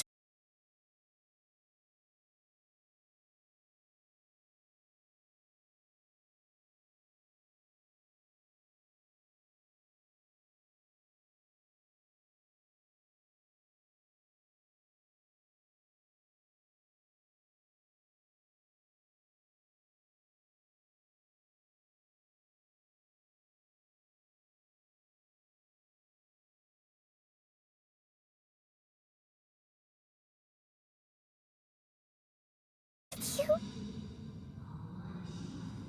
No need to feel so sad, Boer. As someone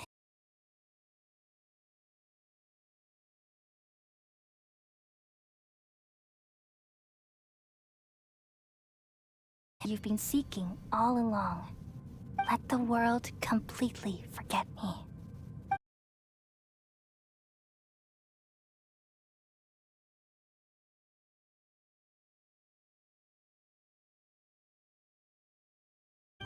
From the earth and from the rain, we perceive its wonders, until we become a white bird to perch a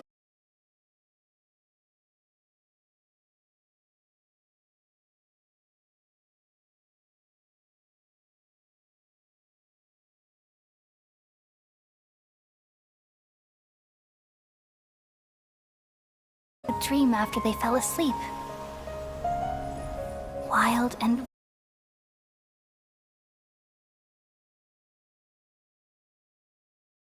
sky, connecting all things in the world into one dazzling net.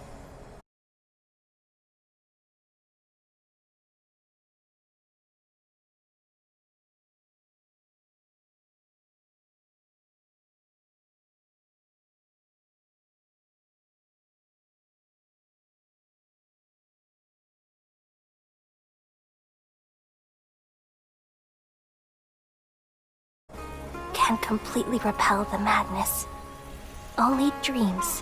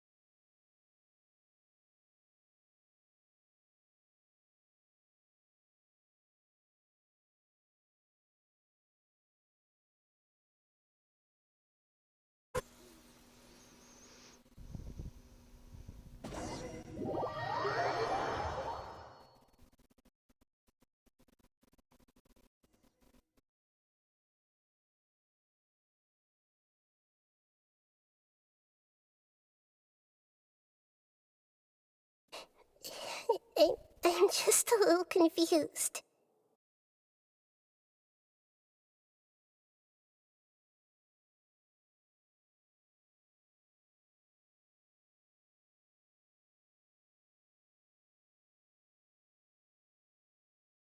I don't know where this feeling inside of me is coming from, but I feel very sad.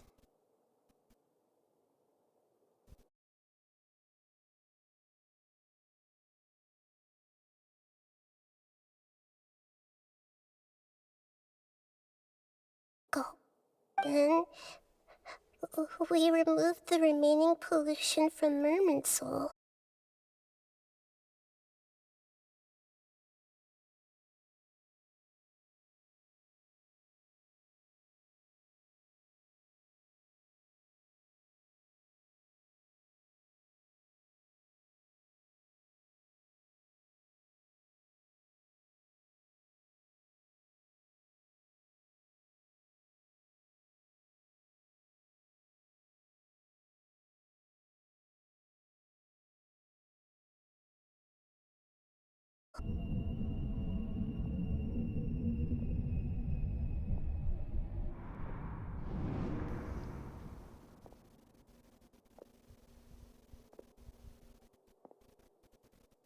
Huh?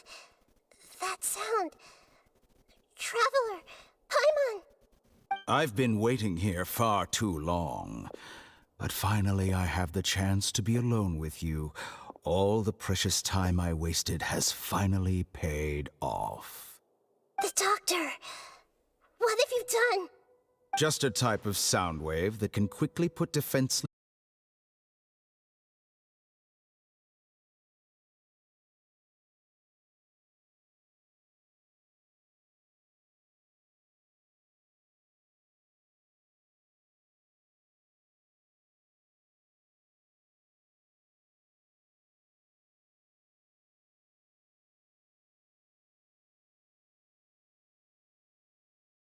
naturally. I won't do anything dangerous that could potentially damage our relationship. Negotiate with me? I heard you had already left Sumeru. Why are you here again now? I left Sumeru.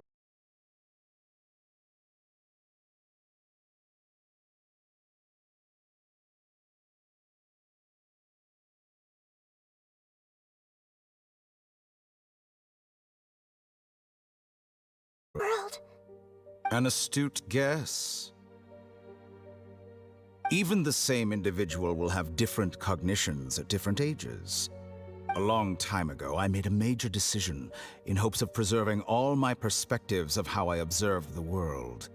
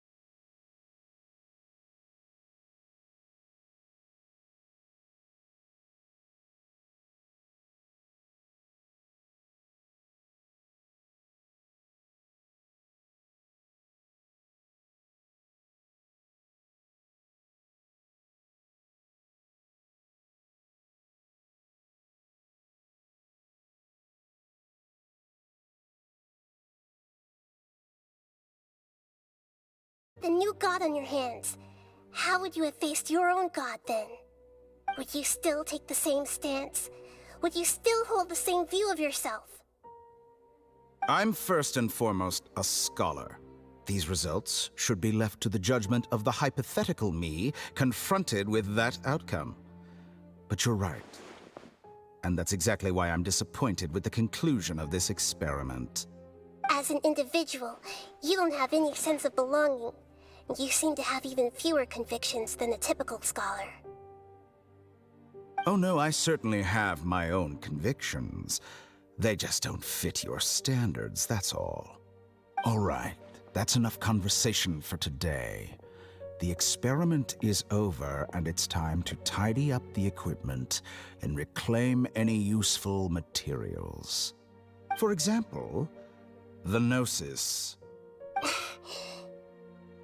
Lesser Lord Kusanali, you're an intelligent Archon. I'm sure you understand the disparity in our combat.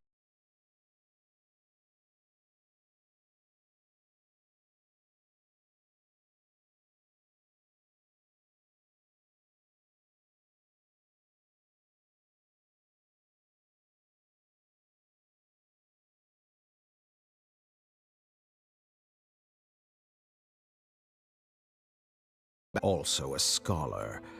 Naturally, I hope to show proper respect and dignity to the God of Wisdom. Your hypocrisy is built.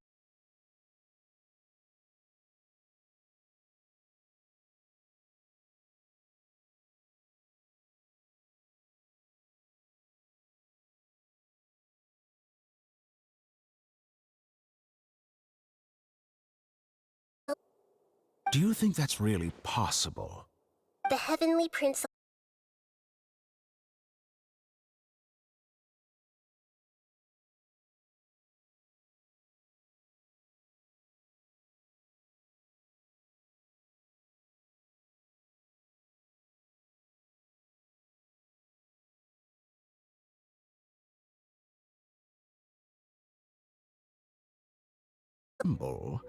How surprising. I thought you would show evidence or use rigorous reasoning to prove your point. The word gamble is the last thing I expected to hear from the God of Wisdom. But this is a clever move.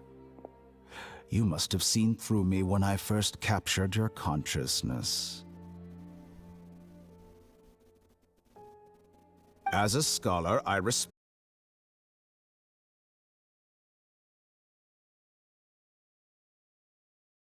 as an experimenter. Indeed, I can't ignore this.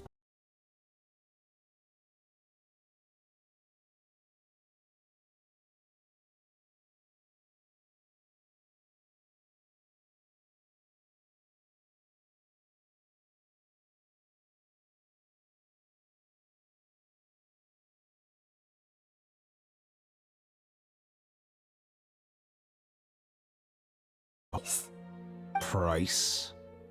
Interesting. What price would you have me pay?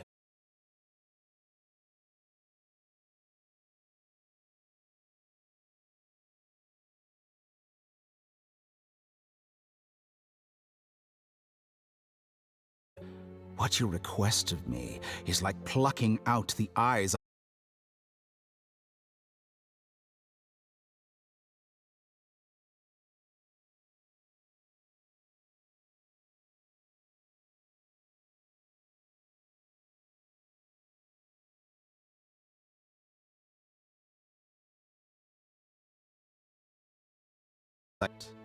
Yes, how very interesting.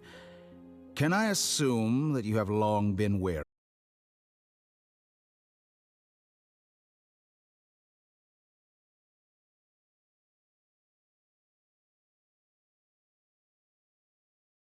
What did you see when you were imprisoned?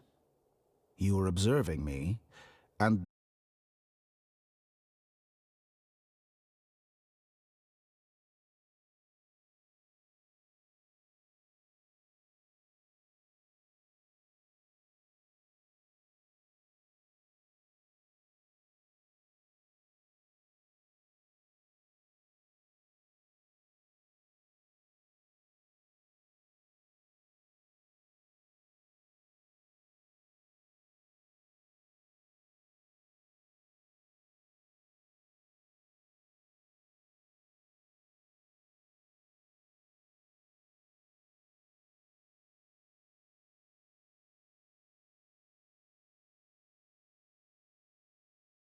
twice.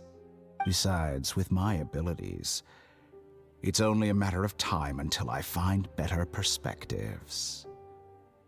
Perhaps it's best to say,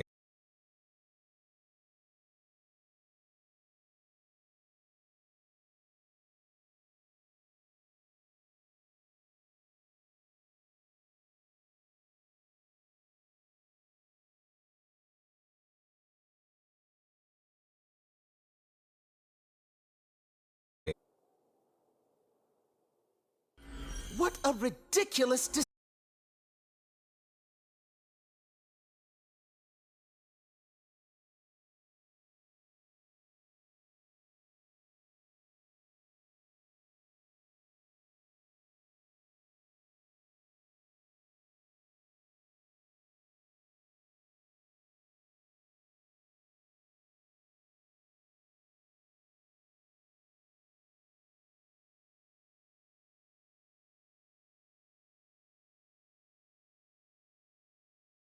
and the thirst for knowledge drive the realm of academics once again. There won't be any further gaps for you to exploit. it truly pains me that my academic achievements have never been appreciated in my homeland. Of course, I have no interest in being rejected by this city for a third time.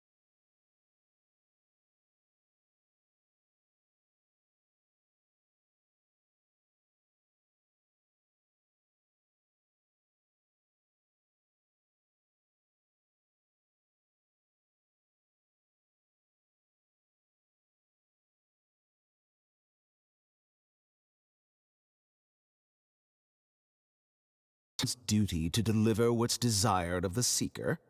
Oh. Judging from your expression, you don't seem to find the idea very agreeable.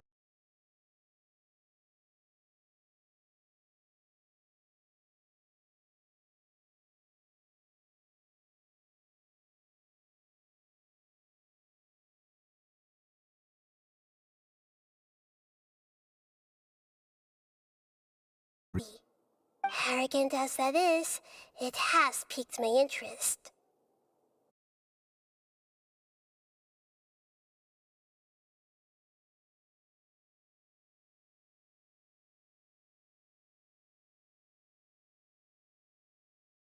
Hidden by Ermin's soul concerning the truth of this world.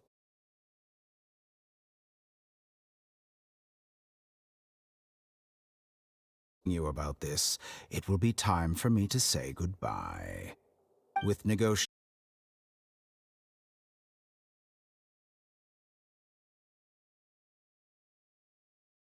Your arrogance may know no bounds, and convictions may mean nothing.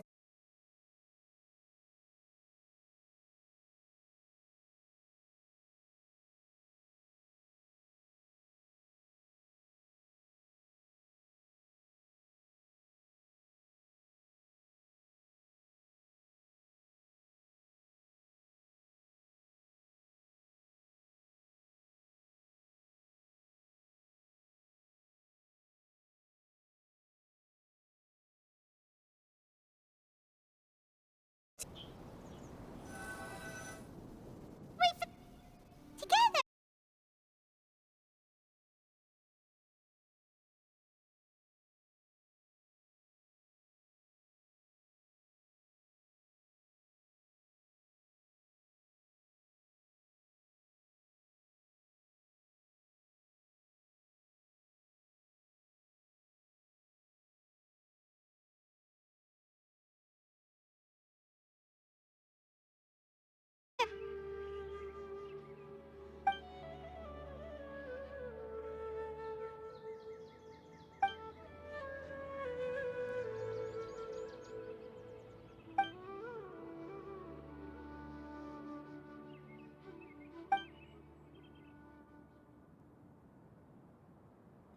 Come on, Traveler, let's go!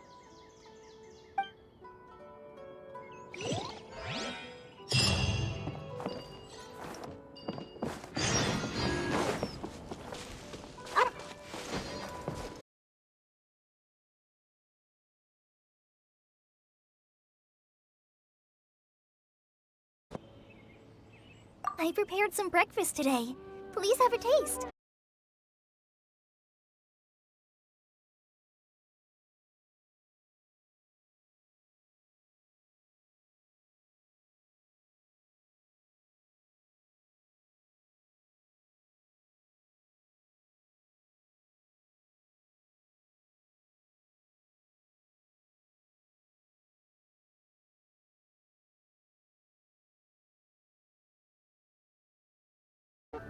Nope. Paimon wanted to read the letter with you after you woke up, so Paimon didn't open it. All right, let's read it now. Oh, it's from Nilu. Ahem. We're going to hold a feast at the Grand Bazaar and celebrate Cyano's reinstatement as the General Mahamatra. As heroes of Sumeru, please be sure to attend. I'll wait for you. The date of the banquet is written on the back. It's in 2 days. Oh, I've also heard that you've become heroes here as well. That's amazing.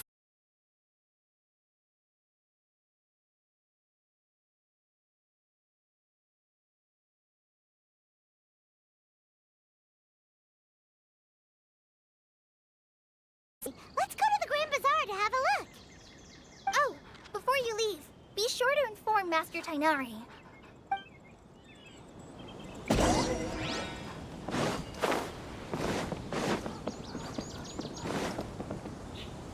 Tainari!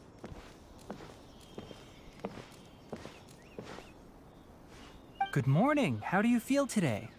We feel much better. How about you? I'm recovering well. Thanks for asking. But from the looks of it, you seem to be already busy with work again. It's fine. I'm not that busy, really.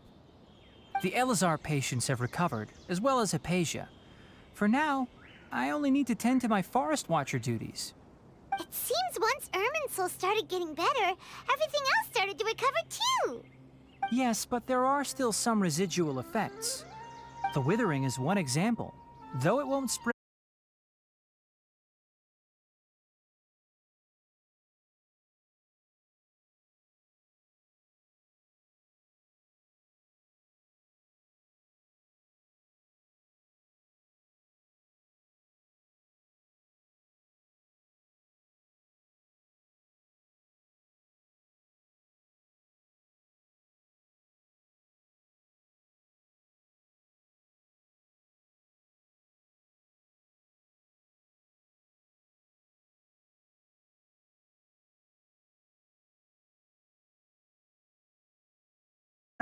Huh? But didn't Nilu say in her letter that they would celebrate you? Perhaps, or alternatively, he doesn't know about it either.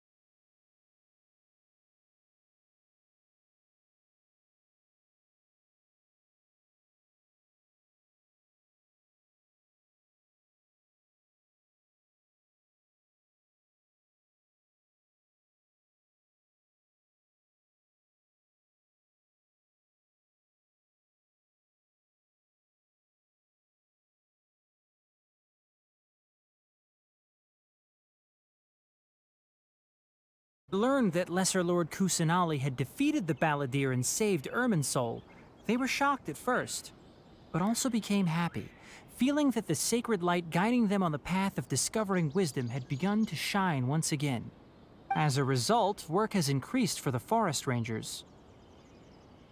That sounds really exhausting. There's nothing we can do, really. But that's another topic. Back to the matter at hand.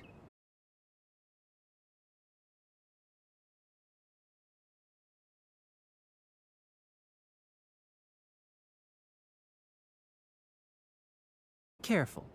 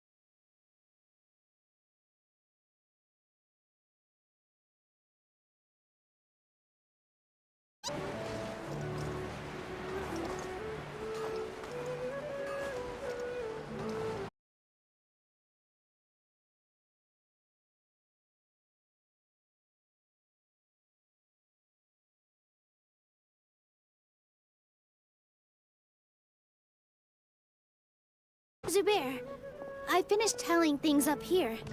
Well, except...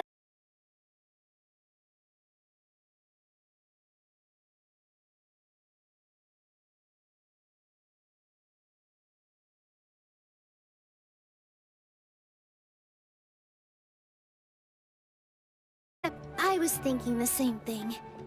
The feast will be held sooner or later, right? Hey, Nilu!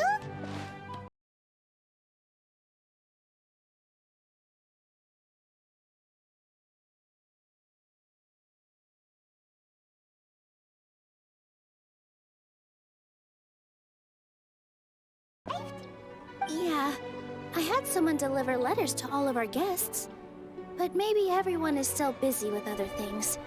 Look, I get it. Sumeru is in an extremely important period of transition right now, but even if your friends are important figures, they shouldn't just ignore your request like this.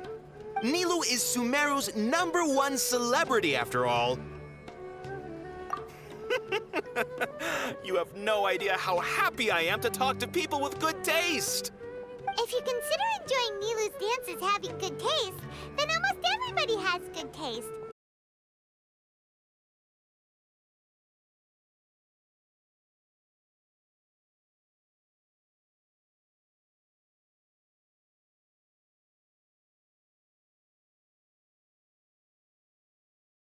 Great eye! Master Zubair, let's have a vote for the most outstanding audience members next time. I think these two may win. Nonsense! It is not for us to determine the value of an audience. But indeed, we could try giving gifts to people with particularly good taste. I heard there's a device in Fontaine called a camera that can record people's appearances as pictures. Such pictures would make superb gifts. Ooh, good idea. I wonder where we can find one.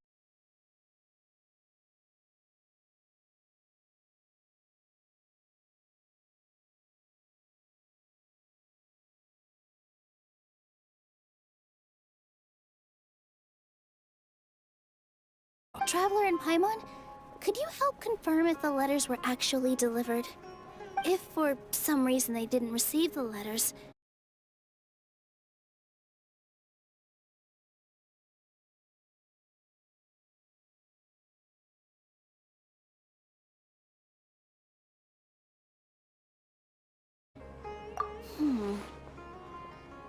When I wrote the letters...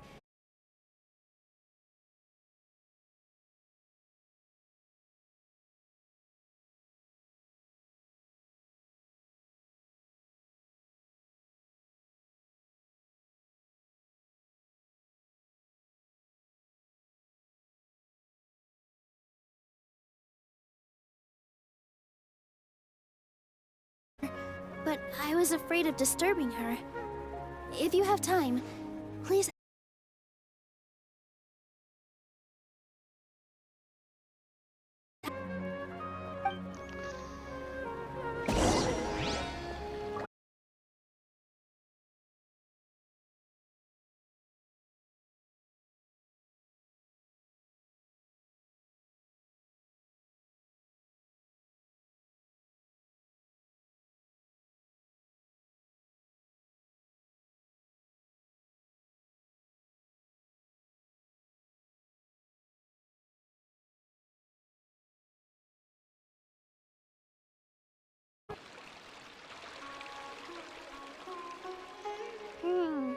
We haven't seen Alhaitham anywhere.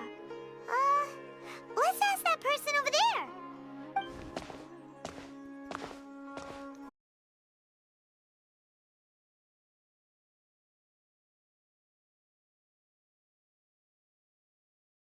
Has gone to the House of Dana. You should be able to find him there. But you're already the second group of people.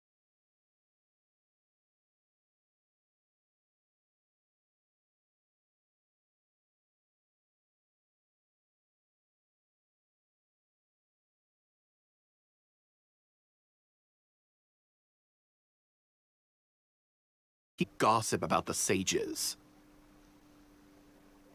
No way!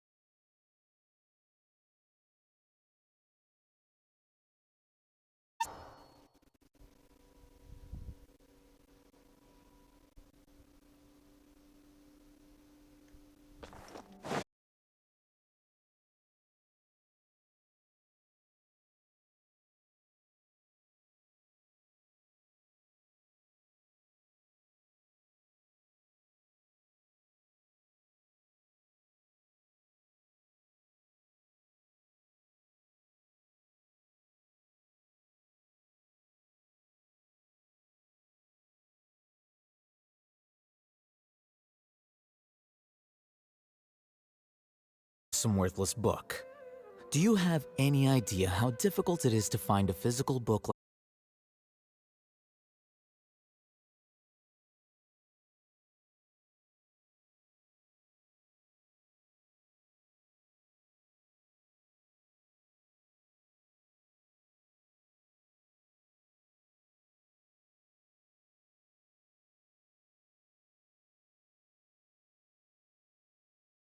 Not me. So just tell me what you know already. Well, I almost became a sage.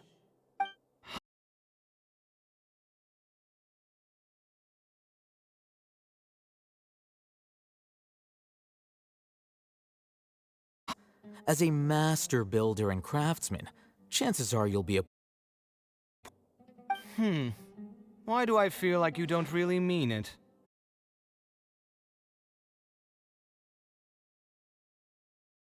My heartfelt sincerity. Maybe it's Those are because you've never said basically the anything Luke good about me and before. Kaya of Yeah, Sumeru. well, I share a similar sentiment.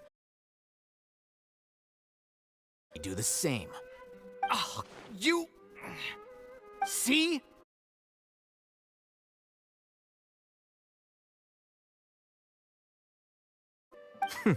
It seems that you really can't stand my personality.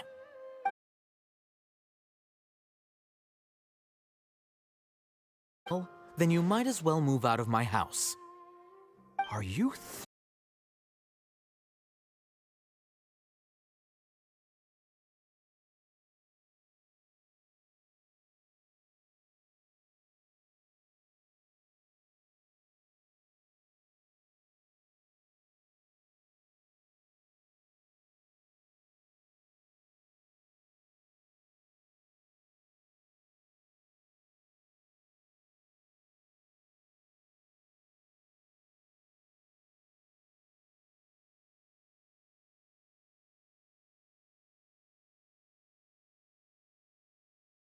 like I need to tell you?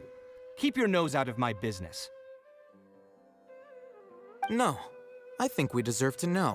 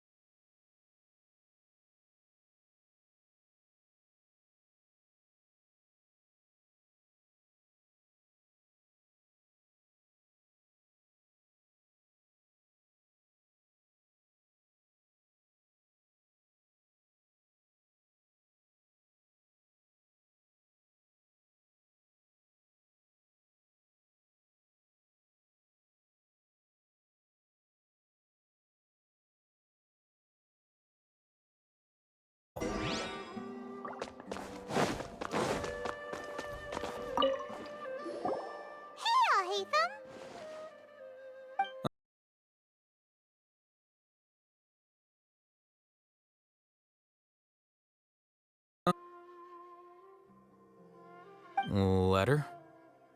Nilu said she sent out a letter inviting everyone to a celebration.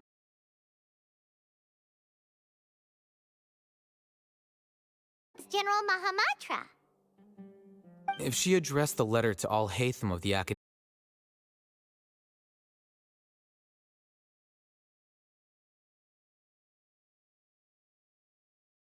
I'll have some free time to attend to personal matters. Have you always been so busy with your work? Of course not. I'm only busy these days because several sages have been dismissed recently, and the whole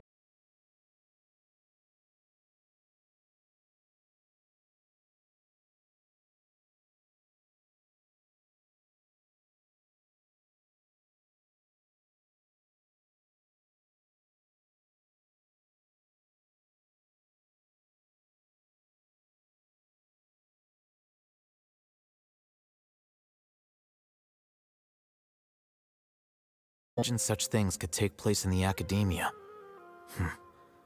I don't know where to begin. Yeah, you're right. Huh. Feel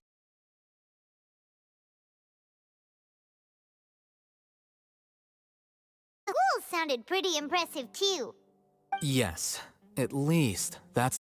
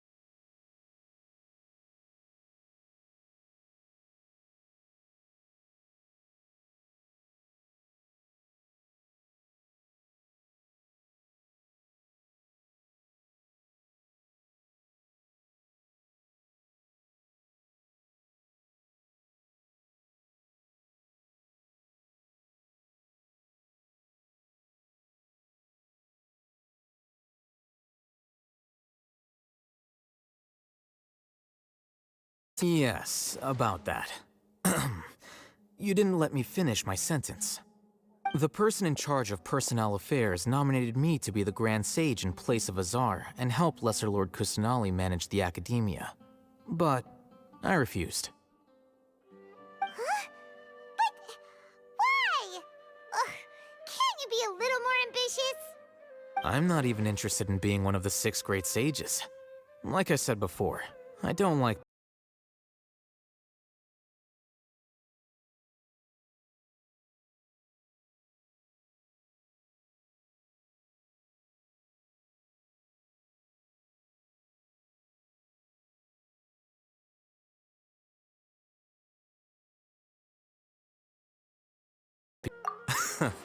And the first thing I'll do is reject Kasharawar's application for funding. By the way, who was that other person just now?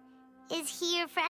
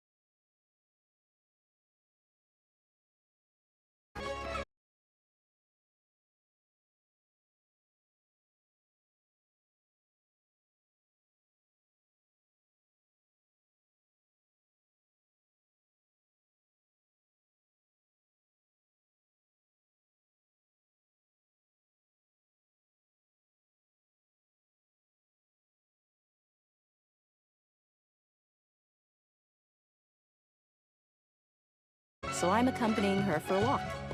Why do you still call me that, dear?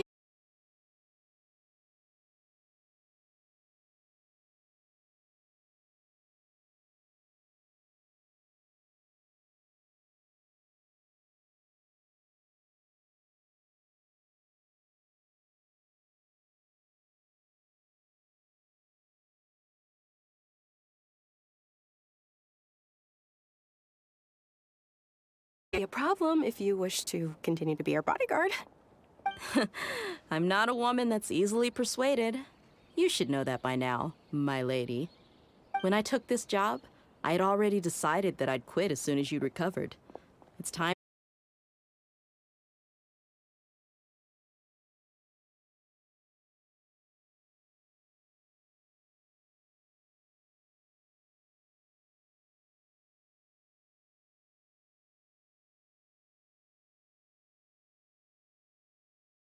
Already? I know. If I hadn't joined in that plan with you, I wouldn't have come up with this idea. I guess I still get fired up by that feeling of going all out in a fight. It made me realize that I'm still a mercenary through and through. Life is short, and I'm happy that I got to be a part of that operation. But the whole thing also made me realize that there are still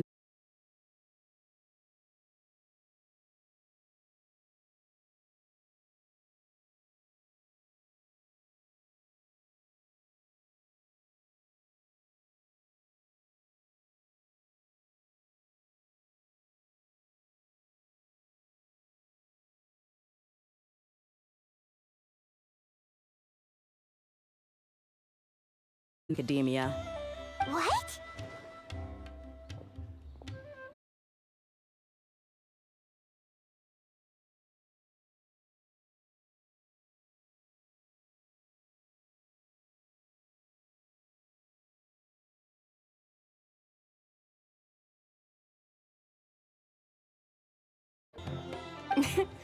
Me neither. But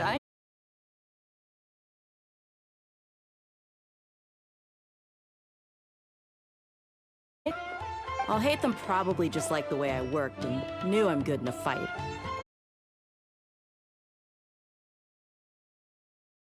If you take him up on the offer, Sino might actually agree and let you become...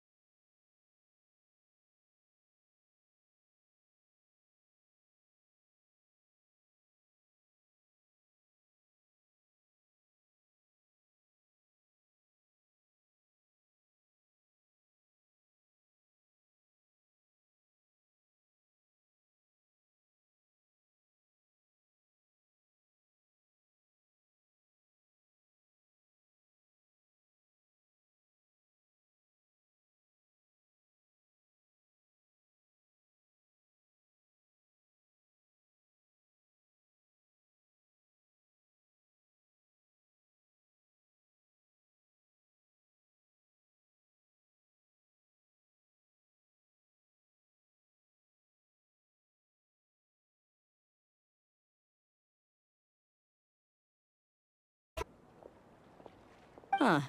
It was probably sent to the inn that we're staying at. My lady has been very energetic lately and keeps taking me on hikes, staying out even into the night. By the time we get back, the receptionist is usually off napping on the job. right, and we tend to leave quite early in the morning, so the old man on duty is also usually...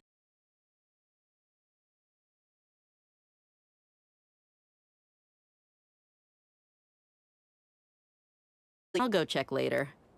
No wonder there wasn't a reply. You never received the letter. Good thing Nilu asked us to come and check on that. Sorry.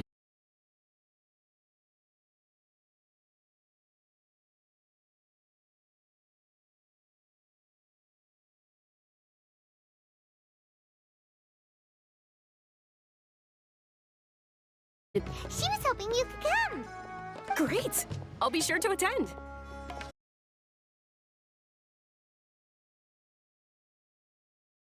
Dress code or anything for the feast? Can I just show up looking like this? Since it's being organized by Nilu, I don't think she'll be too picky about that. Natural selves. All right, then this is how I'll show up. The feast will be held in 2 days, so don't forget. Sure. Thank you.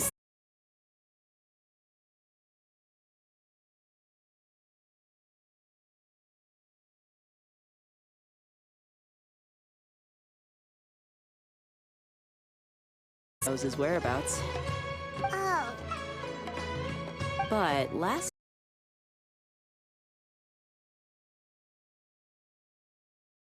As for Rahman, your guess is as good as mine.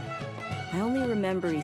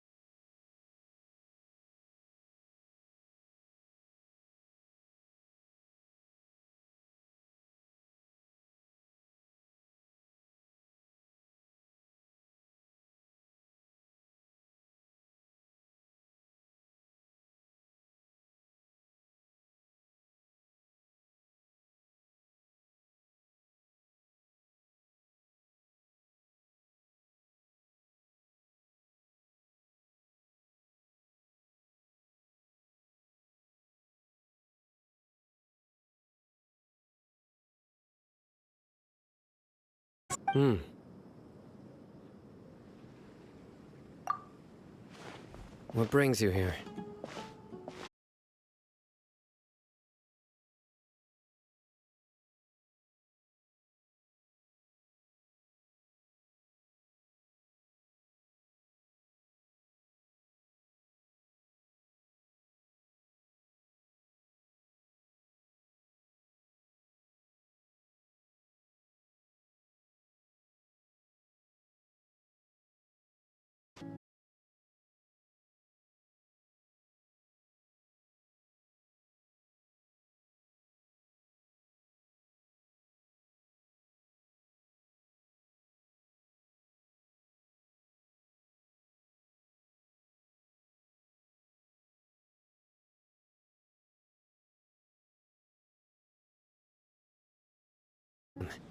But you know one of the people I'm meeting as well.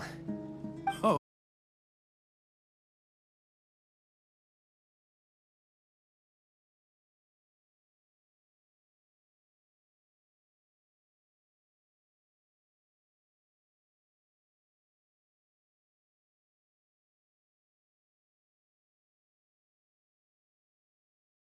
Oh, well, you're pretty famous in the academia.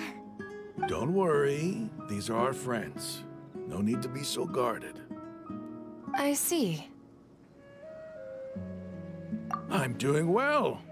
Many good things have happened recently. Same here. Really, I feel that my whole life has started to shine after suddenly finding a new direction. Oh, tell us everything. Yeah, you go ahead. Alright, well, I suppose I should start by saying I've decided to leave the academia. What? It's not that I've given up on being a scholar. Instead, you could say I've found a new identity.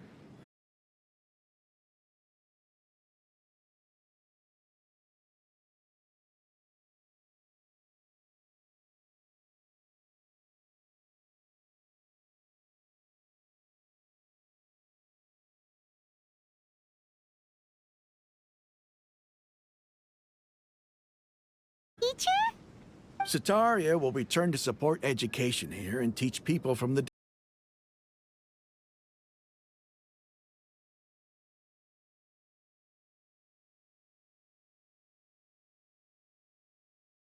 Demites. Yes, It's my hope that the Eremites can help me select a group of smart people with the best aptitude for teaching.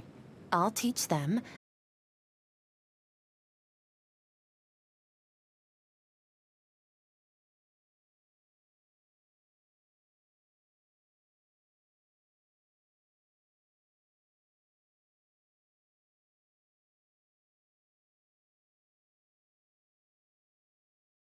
Desert night. The stars have always guided caravans, thieves.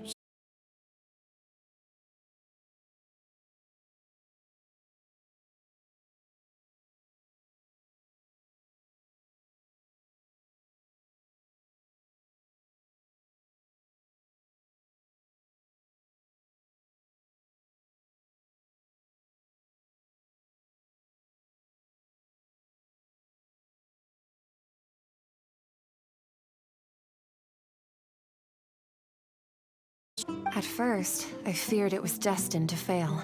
Everyone knows that the Academia doesn't allow scholars to teach in the desert without permission. As you know, all knowledge is under their surveillance and control, and very few desert dwellers are as lucky as me. But what I heard at that time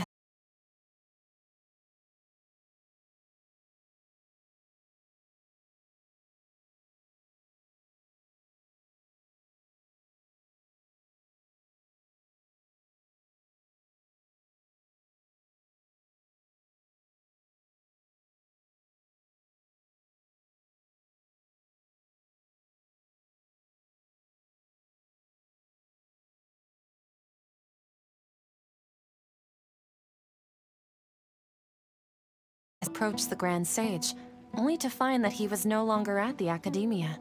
Lord Sino told me that Azar didn't belong there anymore. Azar has received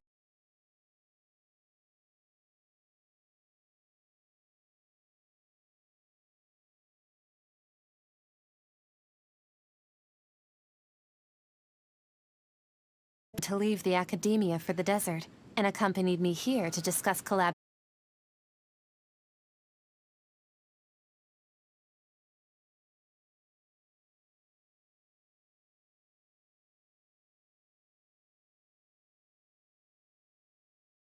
Lesser Lord Kusanali has allocated many resources to support and develop the desert. I've done some business for her, and part of it required the assistance of the Eremites. I applied for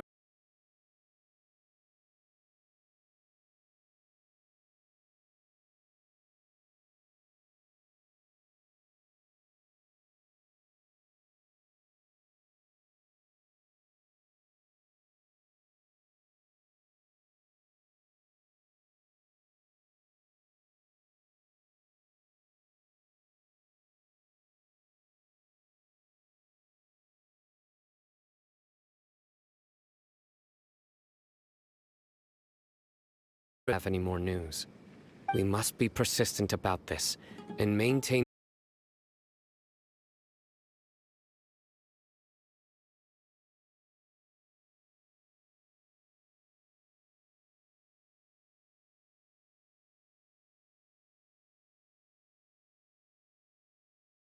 Kasala.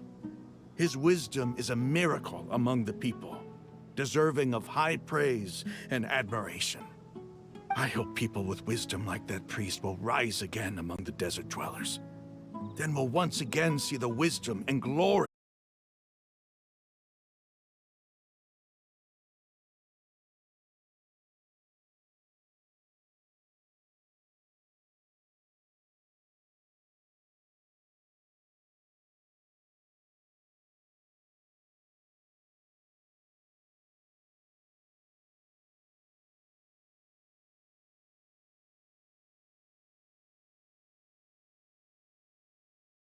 Statement as General Mahamatra.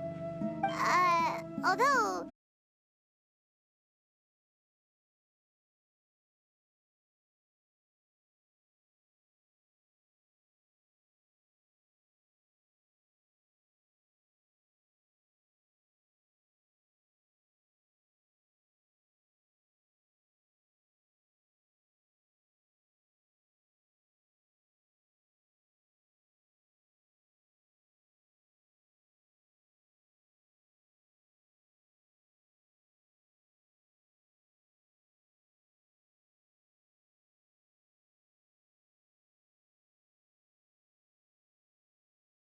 A lot to handle here.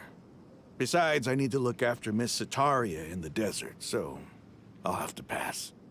I'm afraid I won't be able to join you. Although, if you'd be so kind, please give a message to Miss Nilu for me.